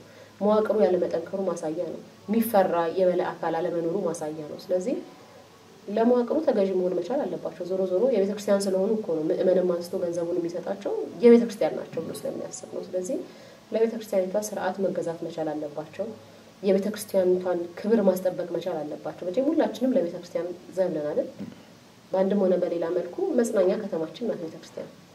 ምንም ብትሆን ጥለን አንሄድም። ሲመዘብሩም እያየን ዝም ብለን ነው የምንሄድ ማለት በቃ እዚህ ደብር እኮ የኛል ሚሊዮን ብር ተመዝብሯል ከዚህ በኋላ አልሄድም አልሳለም ቤተክርስቲያን ሁለተኛ አልሄድም ልንል አንችልም ከቤተክርስቲያን ርቀን ልንኖር አንችልም እንደምእመን ግን የምእመንን አእምሮ ማይጎዳ የምእመናን ስነ ልቦና የመጠበቅ ቤተክርስቲያን ግዴታ አለባት አይደል በሌሎችም እርስ በርስ ሌባናቸው ከሌ ሌባኖ ከሌ ደብር ሌባኖ ከሌ እንደዚህ አስተዳዳሪ እንደዚህ ነው የሚለው ነገር መስማት እኮ በጣም ያስከፋል አይደል አባቶች ስለሆኑ የአባቶችን ሌብነት ከሌ እንደዚህ ሰረፈ ከሌ እንደዚህ ያረገ ምናምን የሚባለው ነገር መስማት በአባቶቻችን ደረጃ አንፈልግም ግን ምናልባት ያልተማከለው የቤተክርስቲያን አስተዳደር ግን ለእንዲህ አይነት ብልሹ አሰራር አጋልጧል ያስባሉ ስለዚህ አሰራሩን የማጠንከር ስራ ይጠበቃል ከቤተክርስቲያን ምእመንም ደግሞ መጠየቅ መቻል አለባቸው በነገራችን ላይ ምእመናን ሄደን ብቻ መሳለም ብቻ አይደለም በቤተክርስቲያን ላይ ድርሻ ያለን አይደል ሰፊ ሆነ ሱታፊ ያለን በቤተክርስቲያን አገልግሎት ውስጥ እንደ ምእመን እኮ የቤተክርስቲያን አስተዳደር ብቻ አይደለም ቤተክርስቲያንን ያስቀጥላል ምእመኑም ጭምር ነው ስለዚህ ምእመናን መጠየቅ መቻል አለባቸው በአድባራታቸው ላይ ገዳማታቸው ላይ የሚካሄዱ ልመናዎች ተለምኖ የት ገባ ይሄን ያህል ገንዘብ ተለምኖ ነበር የት ሄደ በየሆነ ጊዜ ይሄን ያህል ገቢ እኮ አግኝተናል ምናምን ይላሉ አንዳንድ ደብራት ያገኙዋቸው ነገሮች እናንከረው የት ሄዱ ህንጻ ይሰራል ተብሎ ሱቆች ይሰራሉ ተብለው ህንጻ የሚደር የመገበያያ ሱቅ ልንገነባ ነው አምጡ ምናምን ተብሎ ምእመን ገንዘብ ይጠየቃል መስጠት ብቻ ሳይሆን የሰጠነው ገንዘብ የት ሄደ ብሎ የመጠየቅ የምእመናንም ኃላፊነት ነው እኔ ሳስበው ምእመናን የቤተክርስቲያንን ጉዳይ ለቤተክርስቲያን አስተዳደር ብቻ የሰጠን ይመስለኛል የምእመን ድርሻችንን እየተወጣን አይደለም ገንዘባችንን መስጠት ብቻ ሳይሆን ገንዘባችን የት ነው ያለው ብሎ የመጠየቅም ኃላፊነት አለብን ምናልባት ቤተክርስቲያንን የሚያስተካክላት ይሄ ነው ያስባሉ ምክንያቱም እንዳየነው መዋቅራዊ አሰራሩ በጣም ደክሟል ያን ያህል አይደለም ለቤተክርስቲያን ልዕልናውም ያን ያህል የሚያሳስባቸው እንዳሉ ሁሉ ግን ማያሳስባቸው ሰዎች እንዳሉ እናያለን አስተዳደሩ ውስጥ ስለዚህ የቤተክርስቲያንን ልዕልና ምናልባት ለማስከበር እንደ ምእመን መጠንከር መቻል አለብን ማለት ከታች ያለን ምእመናን ጠንክረን አስተዳደሩን የማጠንከር የቤተክርስቲያንን መዋቅር የማጠንከር ኃላፊነት ምናልባት ይሄ ዘመን ያን ይፈልግ ይሆናል ያስባሉ ስለዚህ የቤተክርስቲያን አስተዳደር ብቻ ሳይሆን ምእመናንም እያንዳንዱ ደብራችን ላይ አጥቢያችን ላይ የሚካሄዱ እያንዳንዱ እንቅስቃሴዎች በተጠንቀቅ ተመልክቶ ለምን ብሎ የመጠየቅ ምክንያቱም ሰበካ ጉባኤ እኮ አለ አይደለ የምእመናን ተወካይ የደብር ለዚህ ምእመናን በቤተክርስቲያን አስተዳደር ውስጥ እኮ ሱታፊ ያላቸው ድርሻ አላቸው ስለዚህ በየአጥቢያ ያለውን ሰበካ ጉባኤ ማጠንከር መጠየቅ ምናልባት ደግሞ ብልሹ አሰራር ውስጥ የተዘፈቀ ሰበካ ጉባኤም ሊኖር ይችላል አናውቅም ግን የለም ልንል አንችልም ስለዚህ ግን ምእመናን ለሰርክ ጉባኤ እንሄዳለን ቅዳሜና እሑድ ቤተክርስቲያን ለቅዳሴ እንሄዳለን በተለያየ መንገድ ብቻ ቤተክርስቲያን እንሄዳለን ቤተክርስቲያኑ የኛም የምእመናን ጭምር ነው ያስተዳደሩ ብቻ አይደለም የሰበካ ጉባኤ ብቻ አይደለም የካህናቱ ብቻ አይደለም የምእመናን ጭምር ነው ስለዚህ ምእመናን በቤተክርስቲያን ላይ ያለንን ድርሻ ማስፋት ያስፈልጋል ሄዶ ተሳልሞ አስቀድሶ ከመመለስ የዘለለ የተበላሸ አስተዳደራዊ ነገሮችንም ስናይ ለምን ብለን የምንጠይቅ የምናስተካክል መሆን መቻል አለብን ብያምናለሁ ምናልባት መፍትሄ ነው መልካም በጣም አመሰግናለሁ ምናልባት እዚህ አንደኛው ሌላ መጨመር እንፈልገው እነኚህ ነገሮች እንዳሉ ሁሉ የተጠና ስራ ደግሞ ያስፈልጋል የሚሰሩት ነገሮች ለምሳሌ ልማት ስራዎችም ሲባል የተጠና ሲሆን ያስፈልጋል ወይ ለመቼም በቅርቡ ያየነው የማብረቅ ቅዱሳን አንድ ዘጋቢ ፊልም ሰርቶ ነበር አይደል ግብጽ ሀገር ሄዶ የቅዱስ ሚናስ ገዳም ወደ 15 የሚጠጉ ፋብሪካዎች አሉት ፋብሪካ ነው እንግዲህ ያሉት ሱቅ አይደለም ስለዚህ ፋብሪካ ምን ያህል ሊሆን እንደሚችል ማሰብ ገዳም አስቀጽ ከአመታት በፊት እንደዚሁ በአንድ መጽሐፍ ላይ ሳነብ እንዳየሁት ለግብጽ ቤተክርስቲያን ይቅርታ ለግብጽ ቤተክርስቲያን ሳይሆን ለግብጽ ለሀገሪቷ ኤክስፖርት በሚደረግ ከሚገኘው ወደ 40% ከሚሆኑ ገቢዎች መካከል ከገዳም አስቀጽና ከገዳሞቿ ከሚወጡ ውጤቶች ናቸው ግብጽ ኢኮኖሚያን መታበለጽገው ስለዚህ እነኚህ ምን አይነት ተጽዕኖዎች አሏቸው በኋላ ለሚመጡት ነገሮችን በዛው ልክ ከመመናን ባሻገር መመናንን ከመርዳት ቤተክርስቲያናትን ገዳማትን ከመርዳት ባሻገር በሀገሪቷ ውስጥ እንኳን ላለው የኢኮኖሚ ተጽዕኖ እንኳን አንድ አስተዋጽኦ ነው የሚሆነው ስለዚህ በዚህ ያክል የሚወዳደሩ መሆን የሚችሉ አይነት ትልቅ ሜጋ ፕሮጀክቶችን ለምንድን ነው የመገንባት ሐሳብ የሌለን ሰው ጠፍቶ ነው እንግዲህ አብዛኛው መመኖቿ የኦርቶዶክስ አብዛኛው የሀገሪቷ አብዛኛው ዜጋ ኦርቶዶክስ ነው ብለን ብናስብ ወይም ነው ቁጥሩን በትክክል እንትን አሁን ላይ ባለው ሁኔታዎች አጠራጣሪም ስለሚሆን ነው ግን አብዛኛው ነው አይደለ ከ60 ሚሊዮን በላይ የሚሆን ኦርቶዶክስ ነው ብለን ነው ምናምነው ስለዚህ የዚህን ያህል አለ ብለን ካሰብን ከዚህ ውስጥ ምን ያህሉ ምሁራን ምን ያህሉ ባለሙያ ምን ያህሉ ኦርቶዶክስ ነው ብለን ስናስብ እንግዲህ ቤት ቁጥራው አይደለ እነኚህ ሰዎች ለምንድን ነው እንደዚህ አይነት ፕሮጀክቶችን መቅረጽ ያልቻሉት ሲባል ያለመቻል ጉዳይ ብቻም ሳይሆን ደግሞ ያለመቀበልም ጉዳይ ሊመጣ ይችላል ስለዚህ ይሄንን የሚቀበል ይሄንን አመለካከት ሊያንሸራሸር የሚችል አስተዳደራዊ መዋቅር ያስፈልጋል ስለዚህ አንዳንዴ ስለሆነ ነገር ስታወራ ቅንጦት የሚመስል አይነት ምላሾች የሚሰጥ ነገሮች ከሆነ ያላማከለ ነገሮች ናቸው ዘመናዊ ቴክኖሎጂ እንደመሆኑ መጠን የቴክኖሎጂ አስተዳደራችን ምን ያህል ነው ኢቭን አሁን ድረስ ባለው ሁኔታዎች ውስጥ እንኳን ሂሳባችን እኮ ሌላው ከዓለማዊ የሚባል አይነት አሰራር የሚጠቀምባቸውን ምን ያህል አሰራሮች እንጠቀማቸዋለን ፒስትሪ እያለን ብንጠቅስ እነኚህን አፕሊኬሽኖች የሚያውቋቸው አብያተ ክርስቲያናት ምን ያህል ናቸው ከዛው ውጪ ተጠያቂነትም ብለሻል ትክክል ተጠያቂነትም አንዱ ባለመምጣቱ ጉዳይ የትኛው አስተዳዳሪ የሆነ ቦታ ላይ ሲያጭበረበር ተገኝቶ ተቀጥቶ ቀኖና ሲወስድ አይተን ነው እንደውም ደብር ይቀየራል ስለዚህ ያ ደግሞ ምንድነው እዚህ ደግሞ የተሻለ አድርግ በሚመሰል አይነት መልኩ ስለዚህ ይሄ አይነት መልኩ ሰው በተለይ ሰበካ ጉባኤ የሚገቡ አንዳንድ ምዕመናን ለቤተክርስቲያን እናደላለን ብለው ሲገቡ ቤተክርስቲያን እንዲናት ወይ ብለው ዳግመኛ ወደ ቤተክርስቲያን አይነት ውስጥ እንዳይገቡ ያደረግናቸው ነው ያሉት ምክንያቱም በፊት አገለግላለሁ ሰራለሁ ብለው ያላቸውን ጊዜ በጣም ከተጣበበ ጊዜያቸው ገብቶ ሲሰሩ የሚያወጥ ሁኔታ ግን ምቹ አይደለም ስለዚህ ያንን ሲቃወሙ ለህይወታቸው ማስጊ ይሆናል ብዙዎች በዚህ ምክንያት ከቤተክርስቲያናዊ ነገሮች መሳለም እንኳን እስኪያቀታቸው ድረስ አድርገናቸው አባረናቸዋል ስለዚህ እነኚህ ነገሮች በተጠና መልኩ የሚሰራ አይነት ስራዎች እንዲሁም ደግሞ መዋቅራዊ ሁኔታዎች ውስጥ ማዕከላዊ ያደረጉ ነገሮችን ካላመጣን ትልቅ ፈተና ውስጥ ነው የሚሆነው